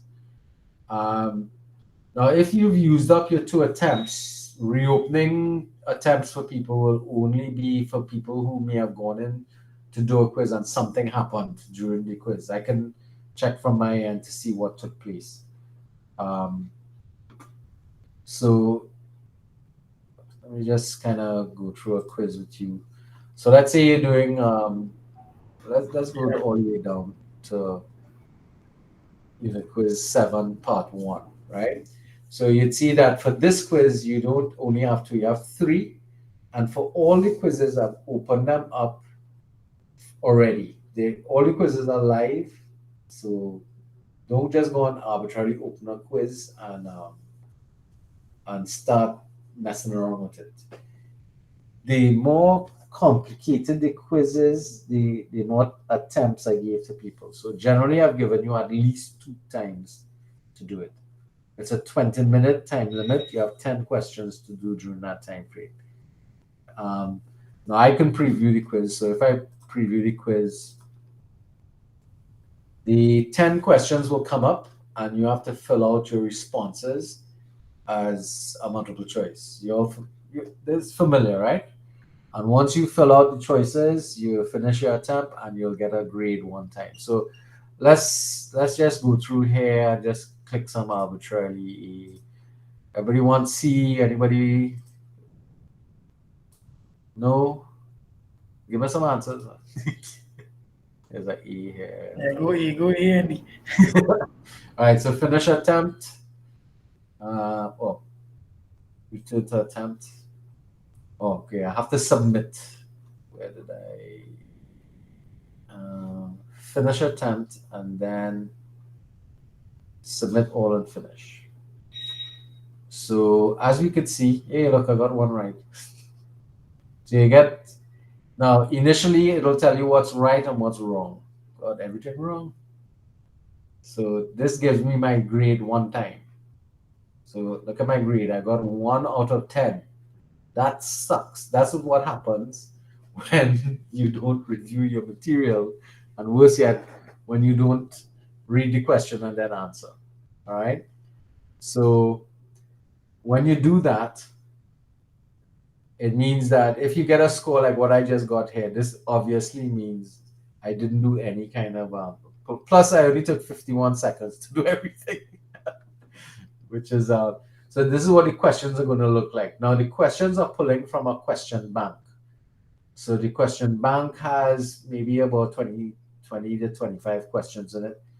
So you will not get these. If you pull a second preview or a second attempt, you're not going to get all of the same questions coming back. You will get quite a few of the same questions coming back, but there's a likelihood that you will find that you'll get a new question, but it'll be new in terms of how the question is written, but it's not going to be new in terms of the content it's going to evaluate. That makes sense, guys? Yes, sir. Yeah? All right. So I can exit the preview and go back to it. So generally your quizzes are like that, set up like that, but it's always designed for you to go through the content and then do the quiz. And the key things you want to go through is the unit presentations. There are the readings. You'd have to go to the I think I'll come in later and put the readings, link the readings here. But the course outline has the readings in the units. So you have to relate the course outline readings if you go to the schedule. And you can print this document if you want to make it easier. So each of the units have the readings for the units attached to it. So you can all right, so these are the readings here, what chapters and whatnot from the textbooks that you're looking at. All right. I think yeah. So it should be able to do that. So what I'll do, I'll start to make some links and probably put these readings into the page down there so that you could see that directly there. So I have a little more work to do on the e-classroom. But I'll edit them and start to put them on. But you could start by looking at that. But remember, you're supposed to be using your course outline alongside this document here as well, or the e-page. So far, so good?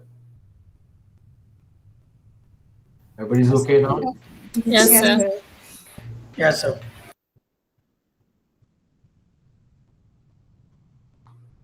All right. Let's go to the last assessment, which is the group project, and then I have some work for you all to do now. All right. So the last assignment is the group project. So we have a couple of things to do for that. All right. Oh, so as I said before, in terms of the quizzes, all the quizzes are open from last week. Well, the beginning of this week, and they will close on the 30th of January. So you have. I'm not gonna lock anything away or hide any part of the course. Everything is open. You are free to move through the course as fast or as slow as you want to. Trying to give you all the best opportunity to move forward. So I know some people might want to move faster, other people might move slower, but at the same time, you want to make sure that you complete all of the content before the end of the semester, okay? And you don't have to use all your attempts at the quiz. If you do it one time, you get 100%, then you don't need to use all of them, right? You'll just take the highest mark from your thing. It's not an average mark. It's the highest mark you make on your quiz is what I'm going to be taking. So the last assignment is your group project. Now, the group project is designed first and foremost into the written element, but it's the same material or situation that's going to drive the group project and group presentation. So first off, we're going to formulate you guys into groups.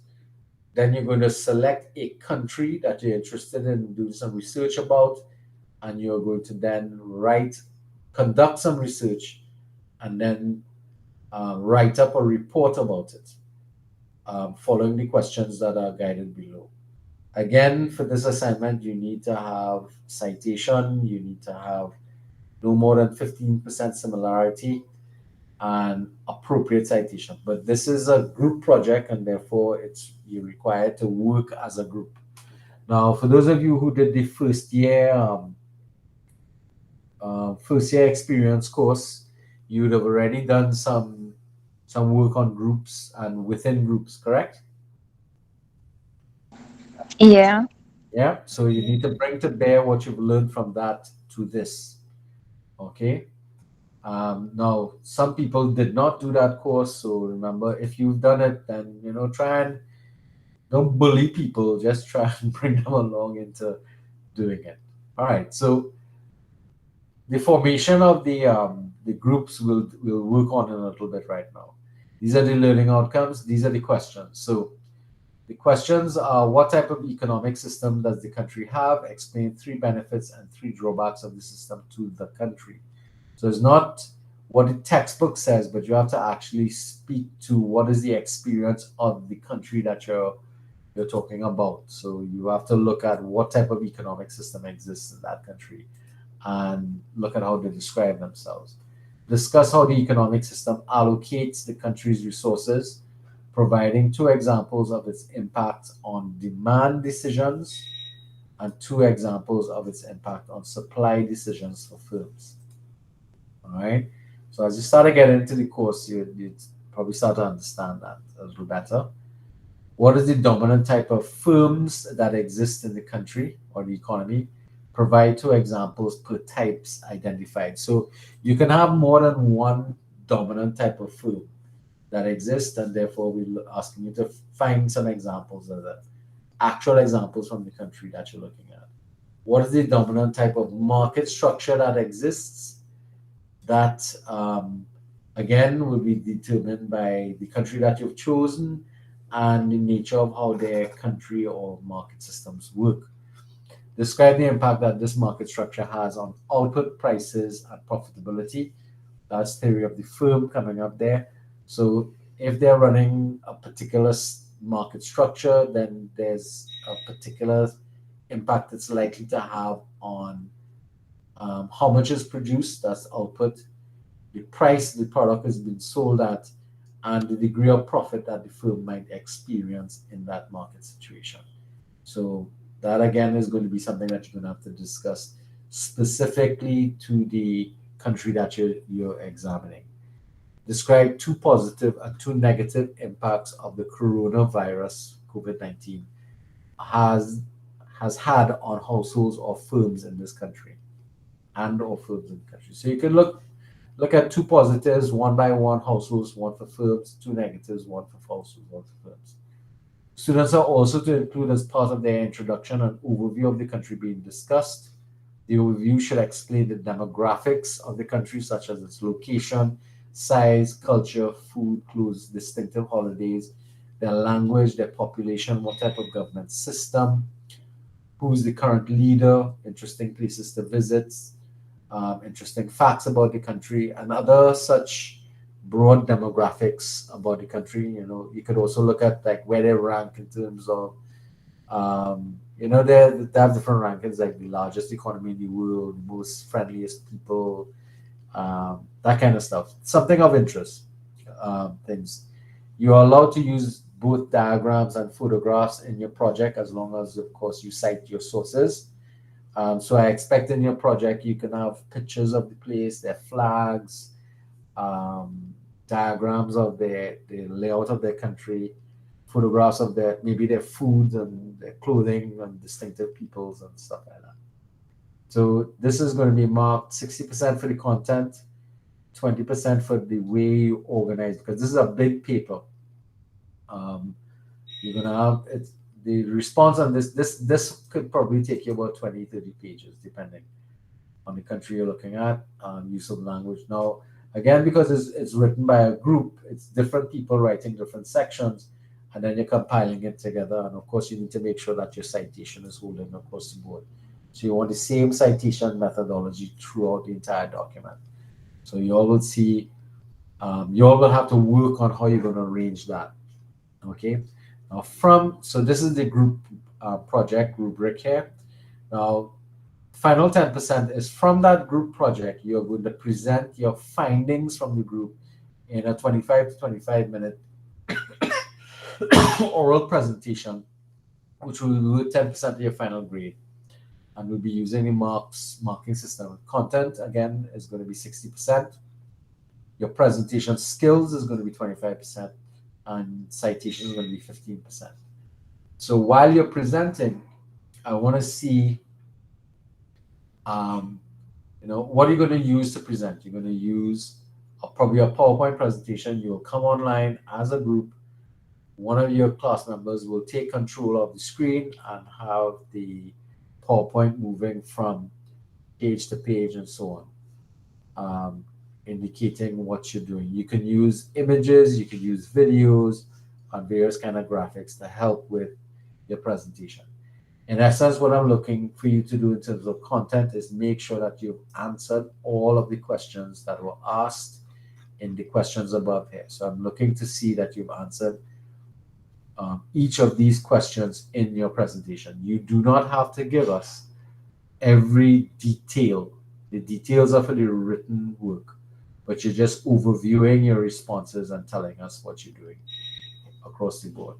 All right, making sense? And of course, any presentation needs to have an introduction and a conclusion. So those are things you're going to be doing.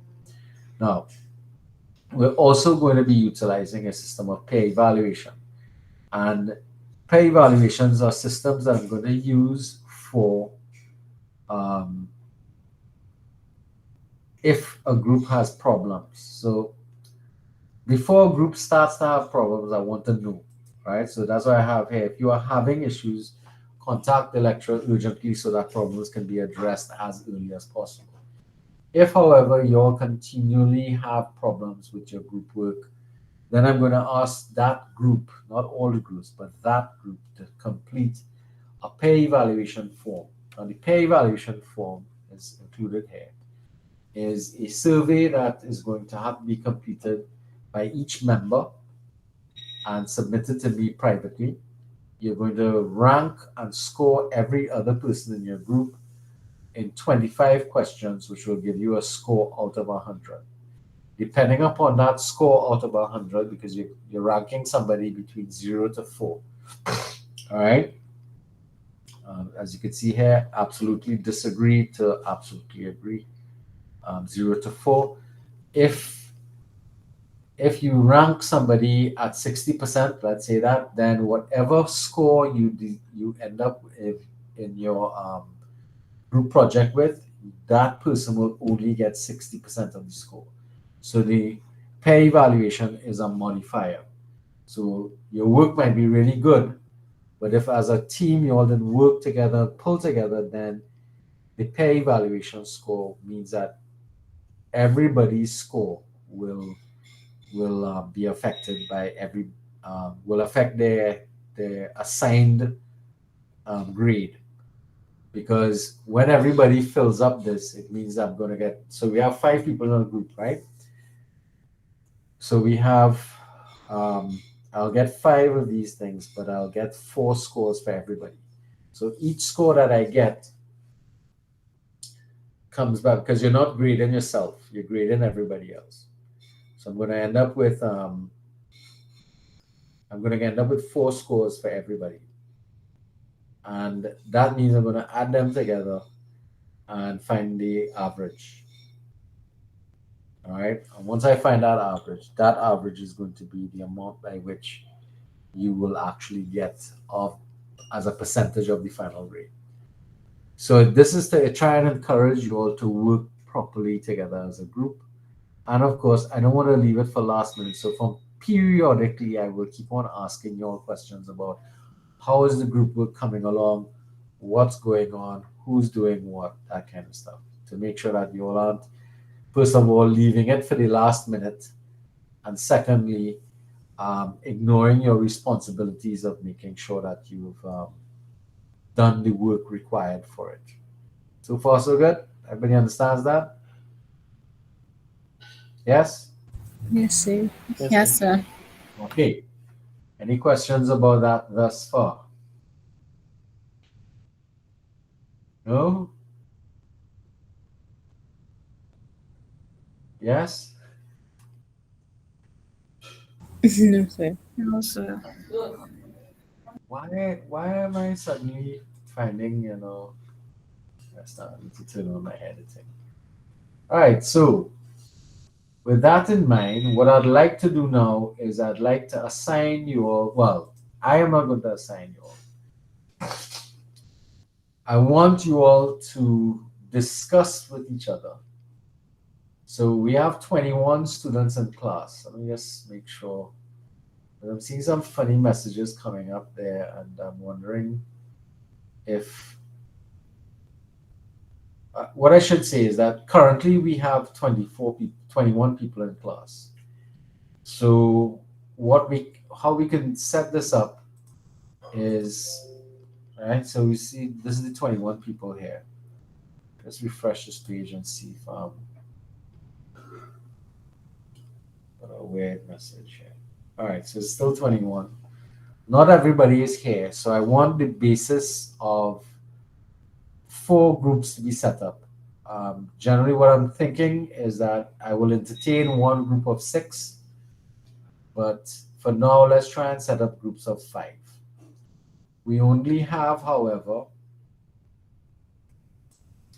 we only have 17 people here, of which I am 2, so it means there are only 15 people in class right now. 15 students in class.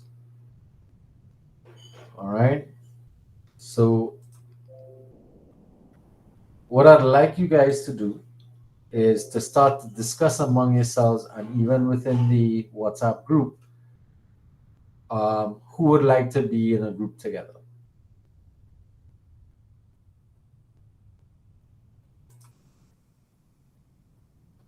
Yes? So we just pick it randomly. No.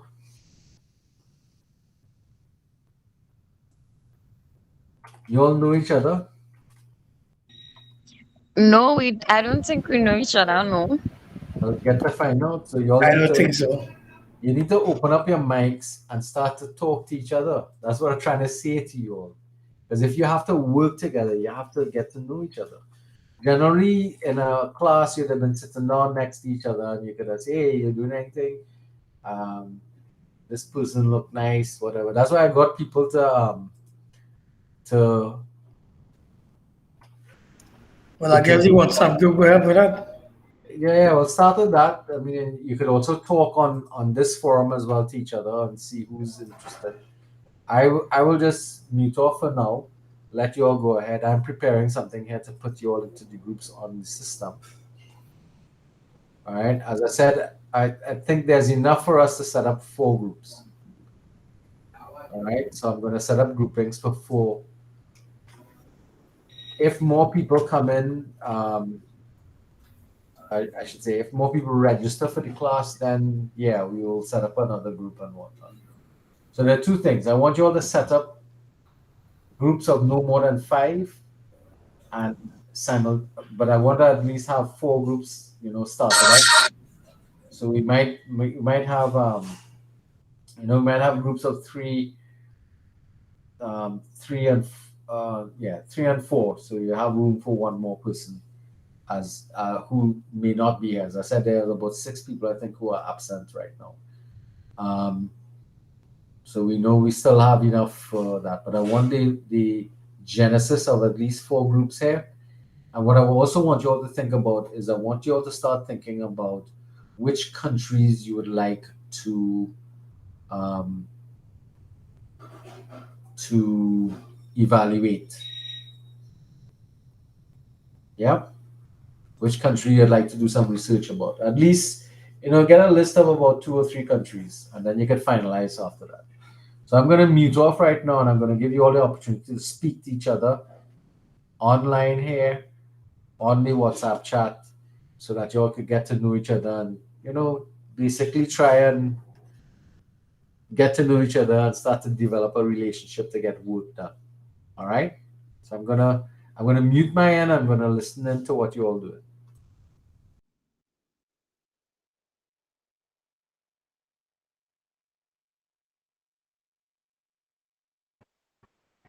Yes, sir. Good day, ladies and gentlemen. Hello. Hi. Hi. Hi. Hi. Hi. So he says we need to get like four groups. Is that? Yeah. They have a company and all that, okay? Do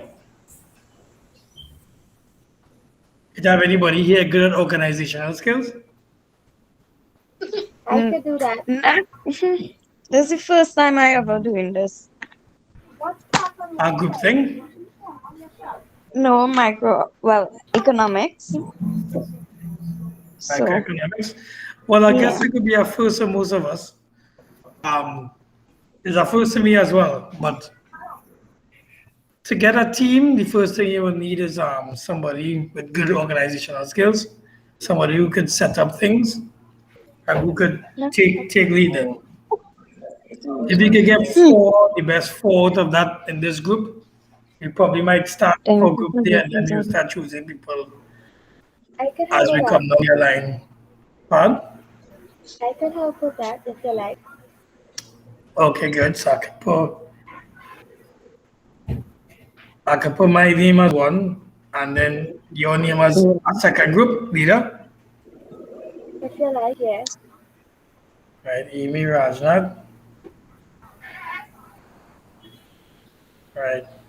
But nice two groups. Do you have any other person that could hold on a group out to everybody here that willing to step up? I can do it as well. Right. Katie Guppy. Yep. And one more person.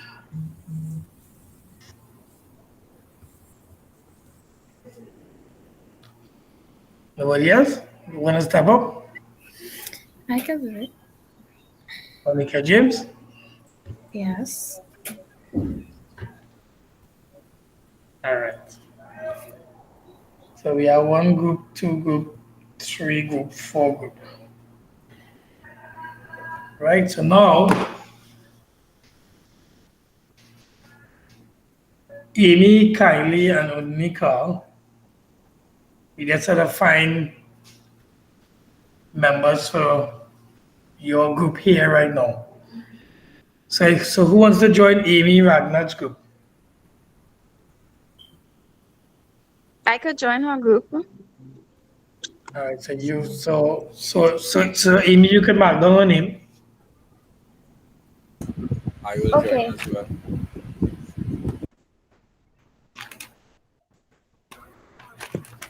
To join as well. All right, Sharika joining Amy's. Yeah. So Risha, Zuriel, and Shakira. Yes. Okay. Yeah. Right. Who wants to join my group? Everybody.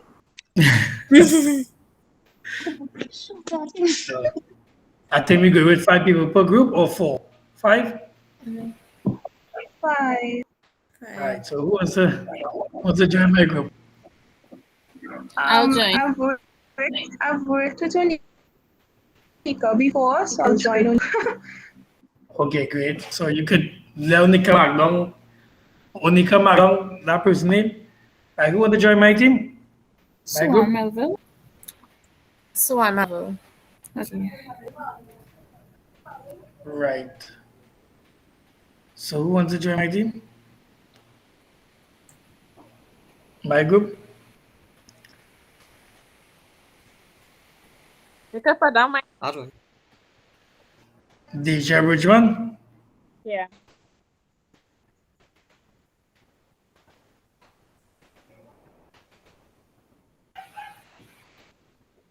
All right. There's one. I'll join too.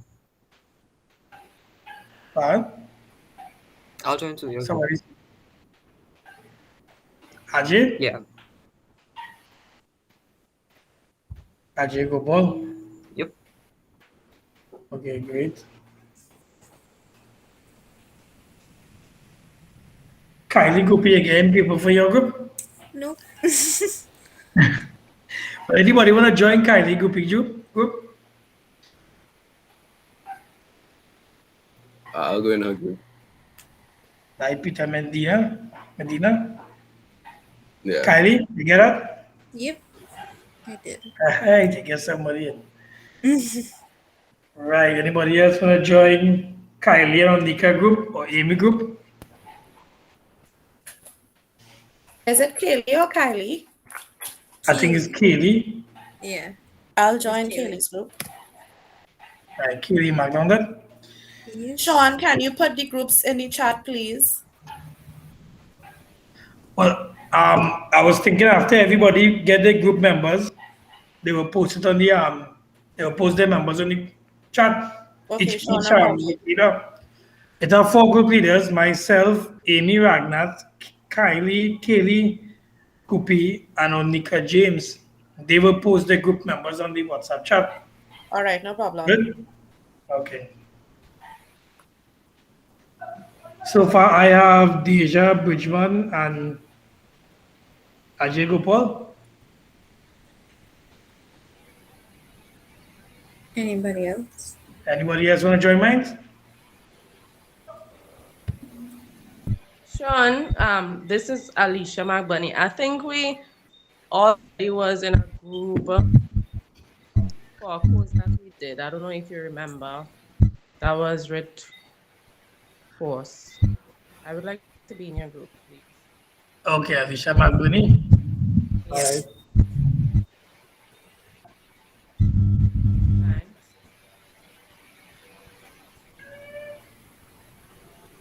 All right. I have 3 people plus myself. Or everybody else give me the group. I have 2 including, and well, myself. Right. Anybody else want to join Kaylee's group?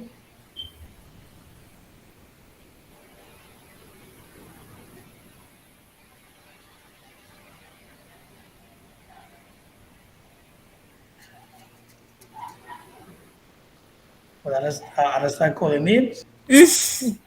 I think you would have to because we don't know how many people here. How many people are here? Well, I'll 14 come already. along the We may not line. get, yeah, we may not get everyone tonight. I'll come along the line. Megan Wilson. I'm in Onika's group. Yeah. Okay, good. Peter Medina, I think that is on. He's with me. Risha Raghuvanan. She's with me. Okay. Shakira Jones in our group. Swan Melville. With Onika. Right. And Zuel Friday. I'm with Amy. He's also with me. Right, so that's everybody in the group so far, correct? Everybody in one group?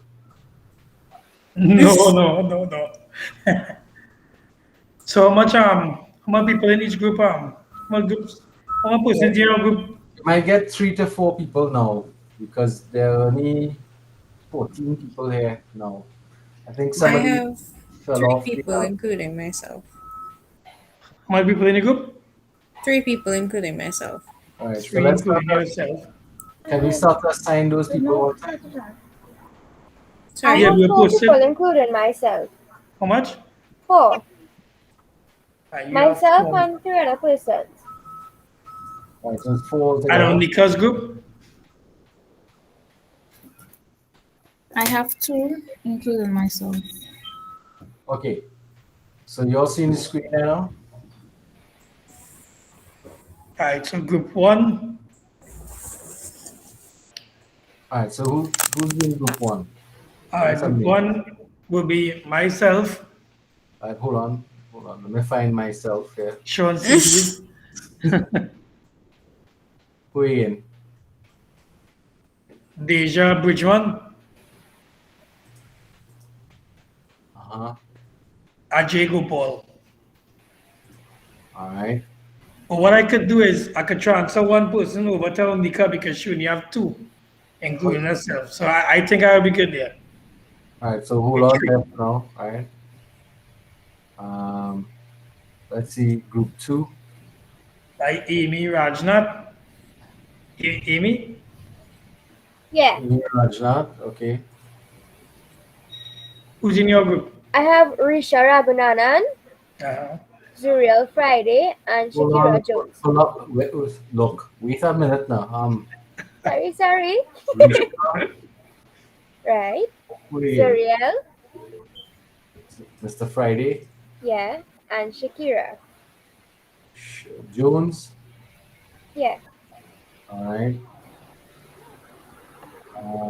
Group 3. That's Next me. wave.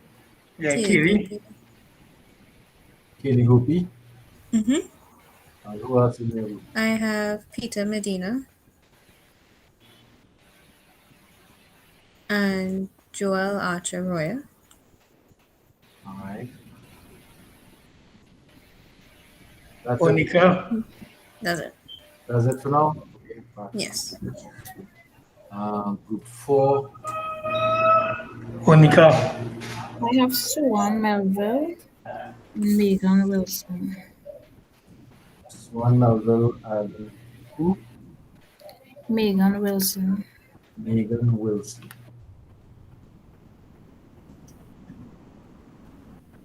At the bottom of your list, sir. Oh, okay, now, actually, Russian, etc. All right, so there's some people who aren't here. So what we can do, so Miss Yes, Chevalier, I have Alicia Burney also in my group. However, I know some people have 2 and 3 people, so they can no, balance look, it off. all right, just now, let me show you what's going on. Group 2 has 4, Group 1 has 3, Group Right. 3 has 3, and Group 4 has 3. So we can assign some of the absent people to the group so that Well, you can put Alicia Burney in my group one time. Group which 1. group are you? Group 1.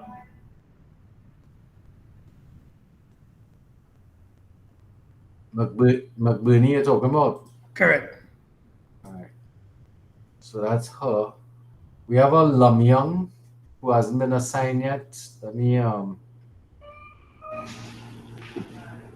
go to group 3 who has 3. Sir, Hello? Jeline Lamyong. She had a bit of an emergency today, but I messaged her recently and she said you could add her to group 4 with Onika. All right, okay, well then I'll choose somebody else. There's somebody called Chevalier, I'll add to group 3. That'll make your 4 for now. Back to groups. That's group 3 you said? Yes, Seonica group. I group 4. Group 4. Lamyang. Yeah. All right, so that's 4. We have somebody called Granger. This person's actually in class still. Because AdDrop is still open, some all right, so Granger is still in class. Let's see, back to groups. Who's in what? So I'll go to group 1 and I'll put Granger there. Hopefully she turns up. I'll go to group 2 and I'll put Nicole John was here, but she seemed to have fallen off the list. So I'll put her with Amy Rajnath. I'll put her with your group. No problem. That's the girl with the rabbits and the dog. You remember that one? Yeah, you can add her to my group. It's no problem. All right, so that makes you 5, huh? Yeah. Group 3. Nicole, what's her? Sorry? What's her last name? Joseph, I think. Okay. I'll confirm. No, John. Nicole John. Nicole John. All right, so there's somebody called Nadine. I'm sorry, Nadia Tyner. I'll add her to Joel Archer. I'll join to that group. That I think is Miss Gopi. That's your kind of baby. Back to Yes. group 4. There's somebody called Danielle Williams. I'll add her to your group. So far. So you have 5 as well. Where's that person who makes up the... Okay. Go back now to...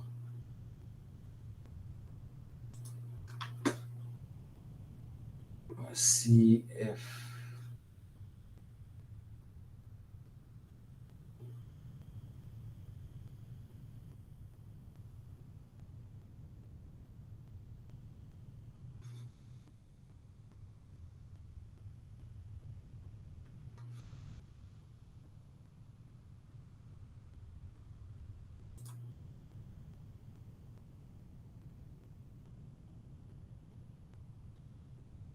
Everybody here, the only person not assigned to a group is myself.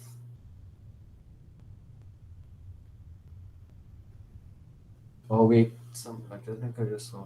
Oh, it's only me. What's the full name for Granger? How you spell the first name? It's a kind of strange name. It's All right. Shadrach. It looks like. Shadrach. Yeah. Her ID number is 000468857, and that means her email address will be that number at my.costat.edu.tt. So you can What's your number again? For what? 46857. Okay, great. All right. Who else has somebody who wasn't in class today that they need a means of communicating?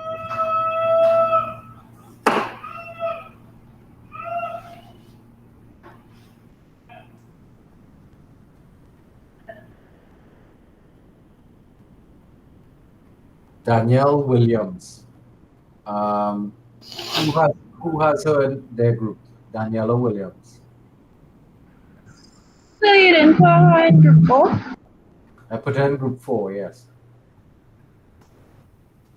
So take her. I don't have a number for her, but I've spoken to her before by email. So She didn't come in class today, so take her email address. It's 000074072.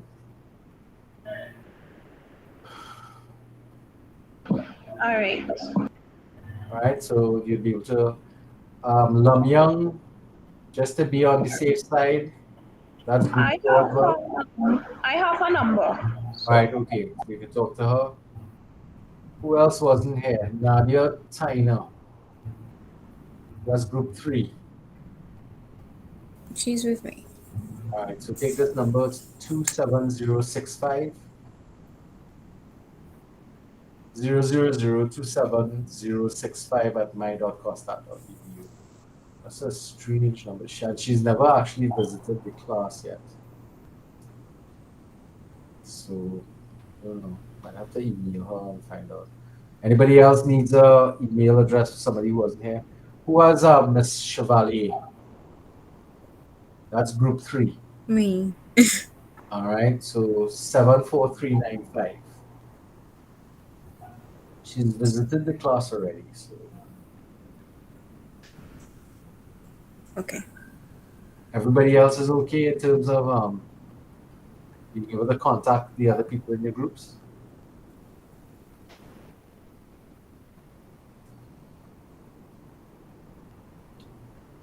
There's somebody I don't have in this class now.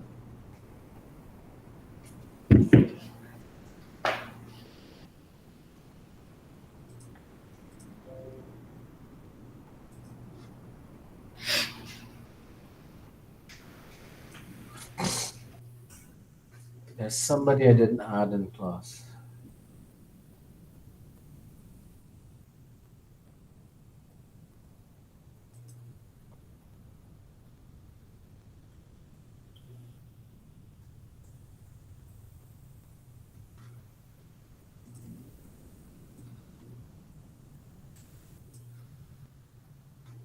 Wilson, Daniel, Tyne, Rajna, Malcolm,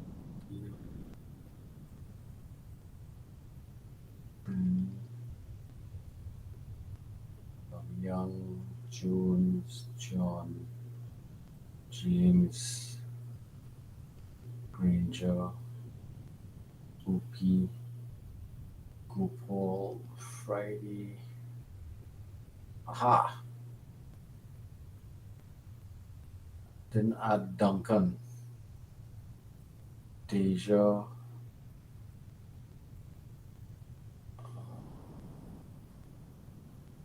Carly Richmond. Right, I didn't add this person here. Who did? Duncan.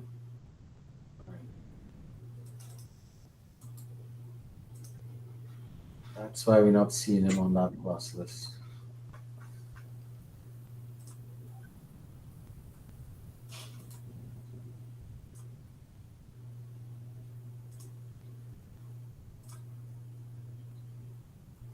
All right, who wants to take this person and make your group 6? I could take them, sir. All right, hold on. I just need to make him active. For some reason, always does this.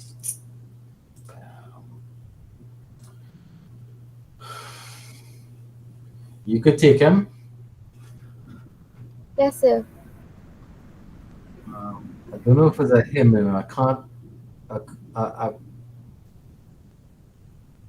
I'm not sure how to pronounce that first name. I think it's just Sani or something like I that. think it's Jasani. Jasani.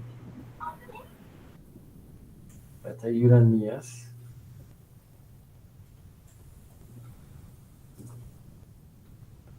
I go to groups now. So who are you again? What group are you? I'm group 2. Group 2. So I'll add Duncan. His email is 72913 at my.costa.edu. Okay? Yes, sir. All right. So let me hear what I'm going to group 1 now. What countries you all have in mind to look at? Now we don't want to duplicate between groups, so choose a few. Have you all discussed that yet among yourselves? No. No, we ain't begin to reach that yet. No, we didn't really do anything. We was trying to create the groups. That's all. All right. Well, let's start thinking about that tonight. I want to see some groups before we finish.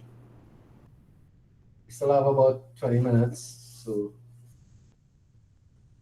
talk with each other and see what countries you all might be interested in doing some research on.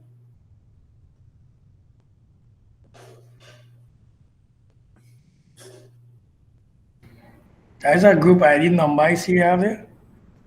Yeah, that's for me to assign a group number to you.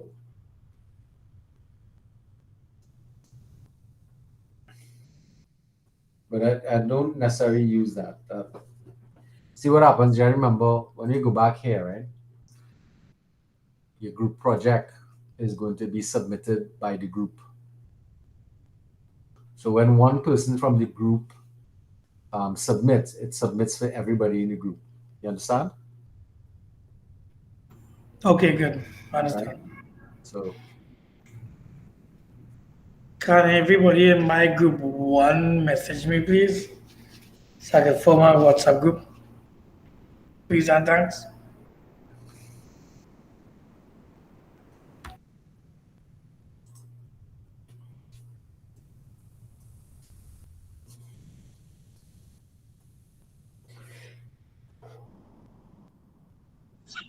Amy, I'm trying to look for your number to message you on WhatsApp, but I'm not finding it. Give me 1 minute. Okay, sure.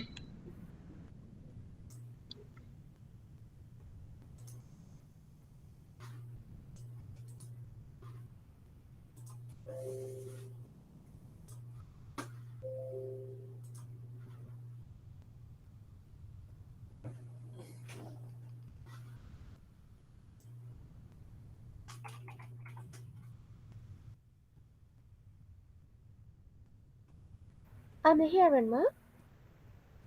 Yeah. Right. So here's what's happening, right? Okay. I using my mommy phone for now because my phone going Okay. through. So just look for the name Lena in the group or look for 3645548. 3645. Okay.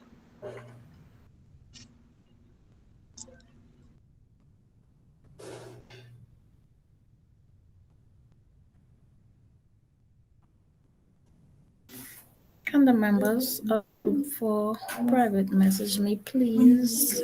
Thanks.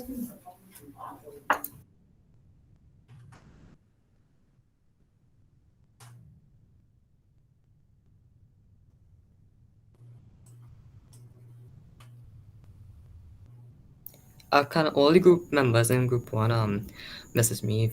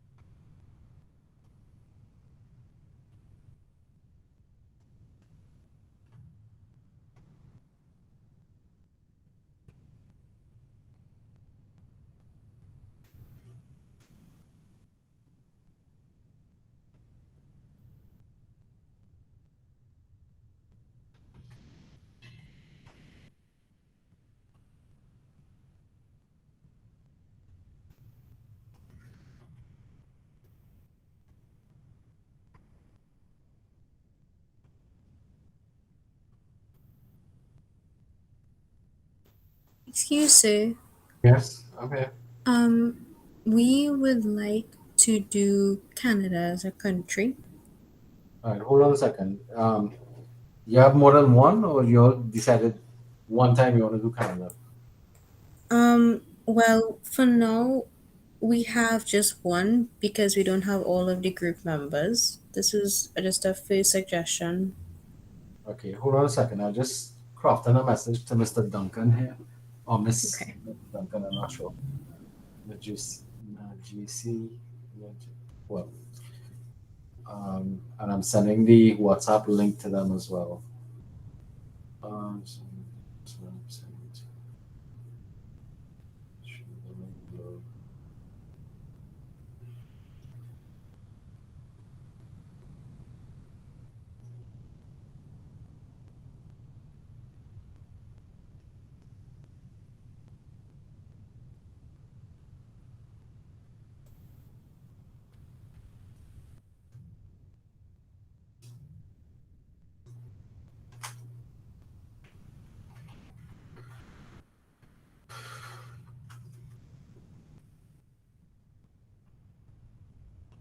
Okay, so I have 3 members of the group right now. I have to wait on Nicole and Jasani. I don't know if Sir has you have a contact number for them? I'm not allowed to give you their numbers, but I can give you their email addresses. What's Nicole's email address?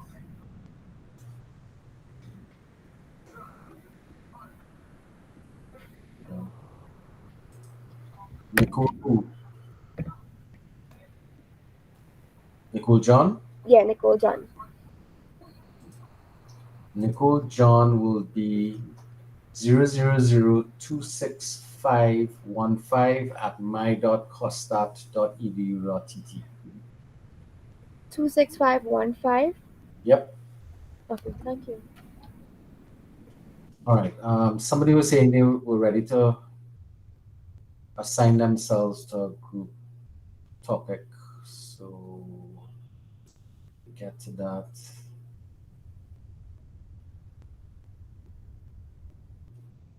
All right. Which group was that wanted to do Canada? Me, group 3. Group 3. So I just want to put that into the notes with. And possibly Italy as Italy? well. Yes. All right, those are interesting countries. Okay, that's cool. All right. What I'm doing, there's some notes that I can take with for each group, so I can monitor what's going on. Eventually, you all will come out to one group. Any other groups kind of got a short list?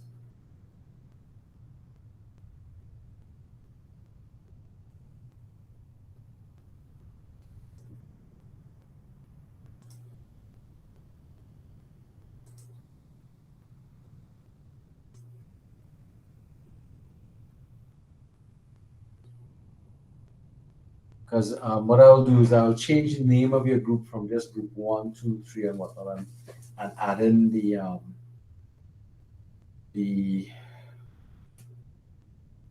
country's name to your group name. All right.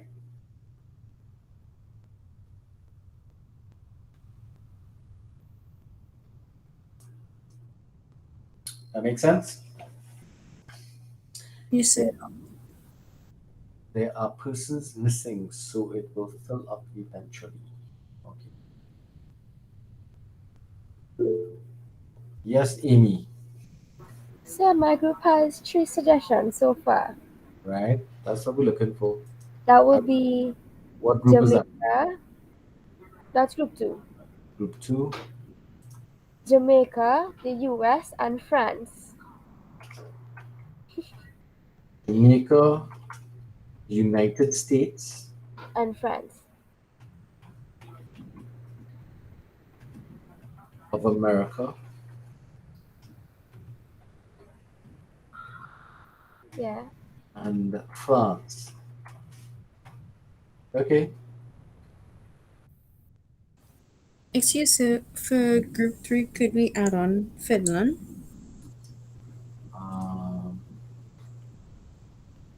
Italy and Canada and Finland. Yes.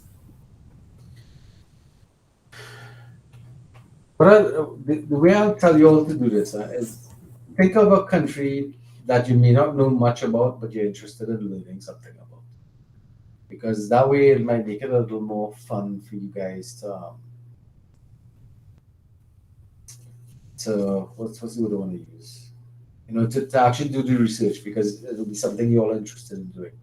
Now, one of the things I want you all to do is take the questions and kind of share out the countries that you have with members and let them go and do some basic research on some of the items that the questions are asking for. Um, to see how easy it's going to be to get the information that you're looking for to be able to do the work that's required. Anybody else? What about group one? Group one hasn't come up with anything yet.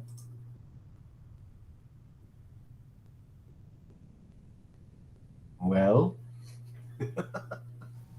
We was thinking India or Brazil, India, also Belize.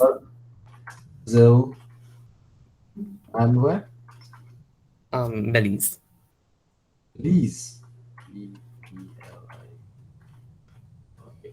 So what I can say to you about those three countries is that you need to do some research to see whether or not the language barrier will cause any problems. All right. Okay. So, unless of course you have somebody who's fluent in Hindi, Portuguese, I think Belize speaks Dutch. I'm not sure. I think it's Dutch. Can't quite remember. Yeah? But interesting countries. All right, so that's group one.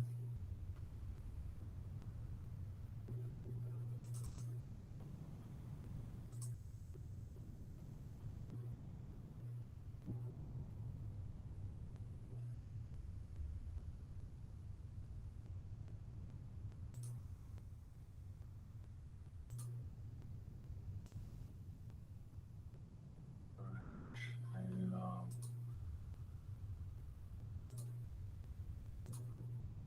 group two has a few good. Group three has three good. Group four. Okay, so who's group four?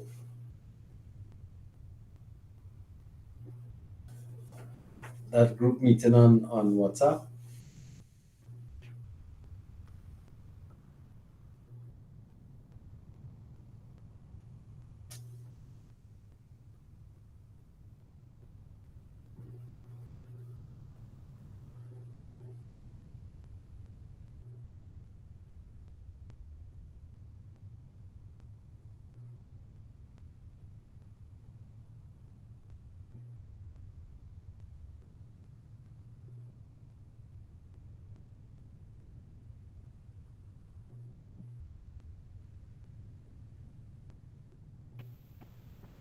So Yes. my group one.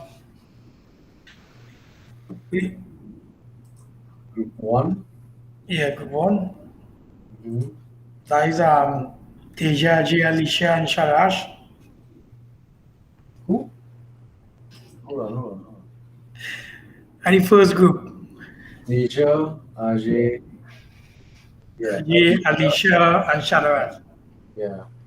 That's Right? now. Somebody gave me some countries for you, India, Brazil, and Belize. Well, we was just viewing that, and we say we would probably go with something closer to home, like Saint Lucia, Barbados, and Grenada. No, I didn't say you couldn't do these. What I was saying is that you just need to watch the language barrier for these countries. I know, but we say we'll do something more close in the Caribbean, seeing that everybody else around the world. Okay, I mean, which ones you said now? So you want me to take off India, Brazil, and Belize? Yeah. Okay. So what are you looking at? St. Lucia? St. Lucia, Barbados, or Grenada. Stick in the CARICOM. Barbados, and Grenada, you said? Yeah. So we gotta choose one of those. Yeah, from that you have to get down to one. So the first thing you want to do is to try and start Do our research and see which one more applicable. yeah, see which countries, it's relatively easy, how easy it is for you to find the information that you want. The relative information and so Any forth. of you guys in your group travel to any of those countries? That might Yeah, be- well, I went to St. Lucia already. Right, so that could prove to be an advantage. Having been there, you might know more. So, but at the same time, you don't want to close it off to only those countries that you're familiar with, because one of the guidelines I was telling the class about is, find countries that you're interested in learning something about. Don't be afraid to try, things out there, because I'm not gonna, um, and there are lots of new countries now, because there are some countries that weren't in existence just a few years ago. All right, but I think everybody's been able to generate a list of countries. Excuse me. Yes, Megan. Group 4, our 3 countries are Venezuela, Barbados. Hold on. I think I have to take some notes there. No problem.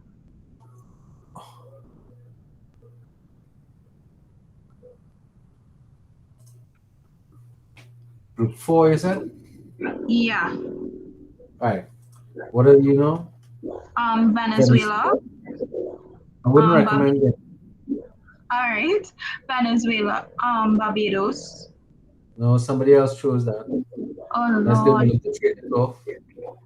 Oh Lord. All right, give us like a minute. All right, I'll tell you why I don't want you to do Venezuela. Because getting accurate information from Venezuela right now is very difficult. Yeah, I would say that. It's too fluctuative. Yeah, there's a lot of problems going on with this dissemination of information. All right, let me take off Barbados here for group 4. Somebody hands us up. So, yes, sir. Group 2 will be doing Jamaica.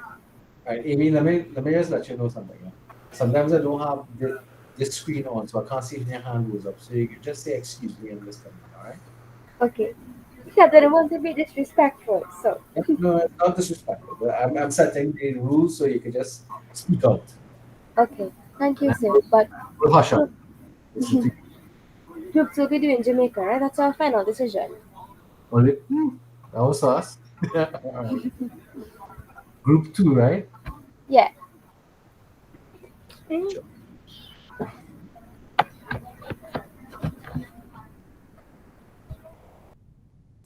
Excuse me, sir. Do we need to decide on this tonight? No, you don't. Okay, so we could take our time because I have a member missing, and I would like to include them, yes, that person in that decision. Yes, that is quite understandable. Okay, right. great. So Thanks. Group 2 name has now gone from just Group 2 to now Group 2 Jamaica. So you should see your country choice there. And the Group 2 has one person absent. That's Duncan. We have 2 persons absent, sir. Sorry? We have 2 persons absent. My group has 6 persons. Yeah, no, you have Duncan, and who else is absent? Nicole. All right, but technically she's not absent. She was here, and then we seem to have lost her. But I she's have absent 2 from your group members absent. Sorry? I have 2 group members absent. All right, that's what I'm trying to say. You don't necessarily need to make a decision tonight about which country you want to go with. That way, you could, include when you get in contact with the people who are absent, you could include them in the decision making, so they don't feel left out. That makes sense? So if the Jamaica group Yes, sir. wants to kind of hold on and talk to Duncan before they make a final decision, it's okay with me. All right? That's okay, Amy? Yes, sir. But for now, we will wait on the other two of them. But for now, we choose Jamaica. Fine. I'm But taking when we get in contact with them, we could discuss further and see if that's what they want also. correct. See if they have any other suggestions that they have in mind. Yeah. Okay. All right. So I think everybody made some choices tonight. Every group has some No, choices. no, sir. Oh, You no, told us no, no. no. All right, right. All right. You ready? Hold on. I just have my exiting out. Hold on, let me get back. Four, right? Yes. All right. What y'all coming up with? United Kingdom, they're not taken, right? No, it's not. Okay. China. Hold on. United Kingdom is a big word.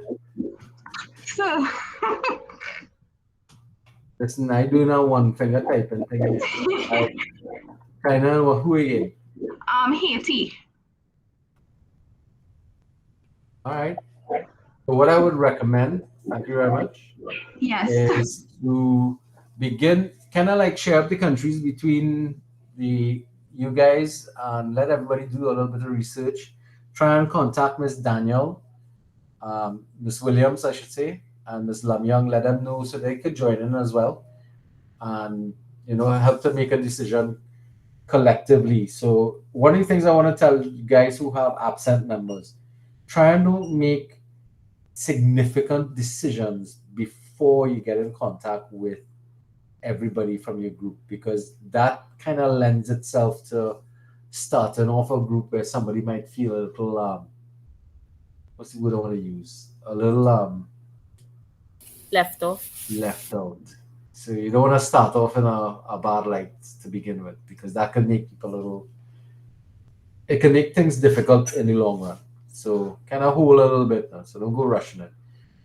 Remember, your group projects are due down later in the semester. I will be checking in with you all to make sure that you all are not just leaving everything.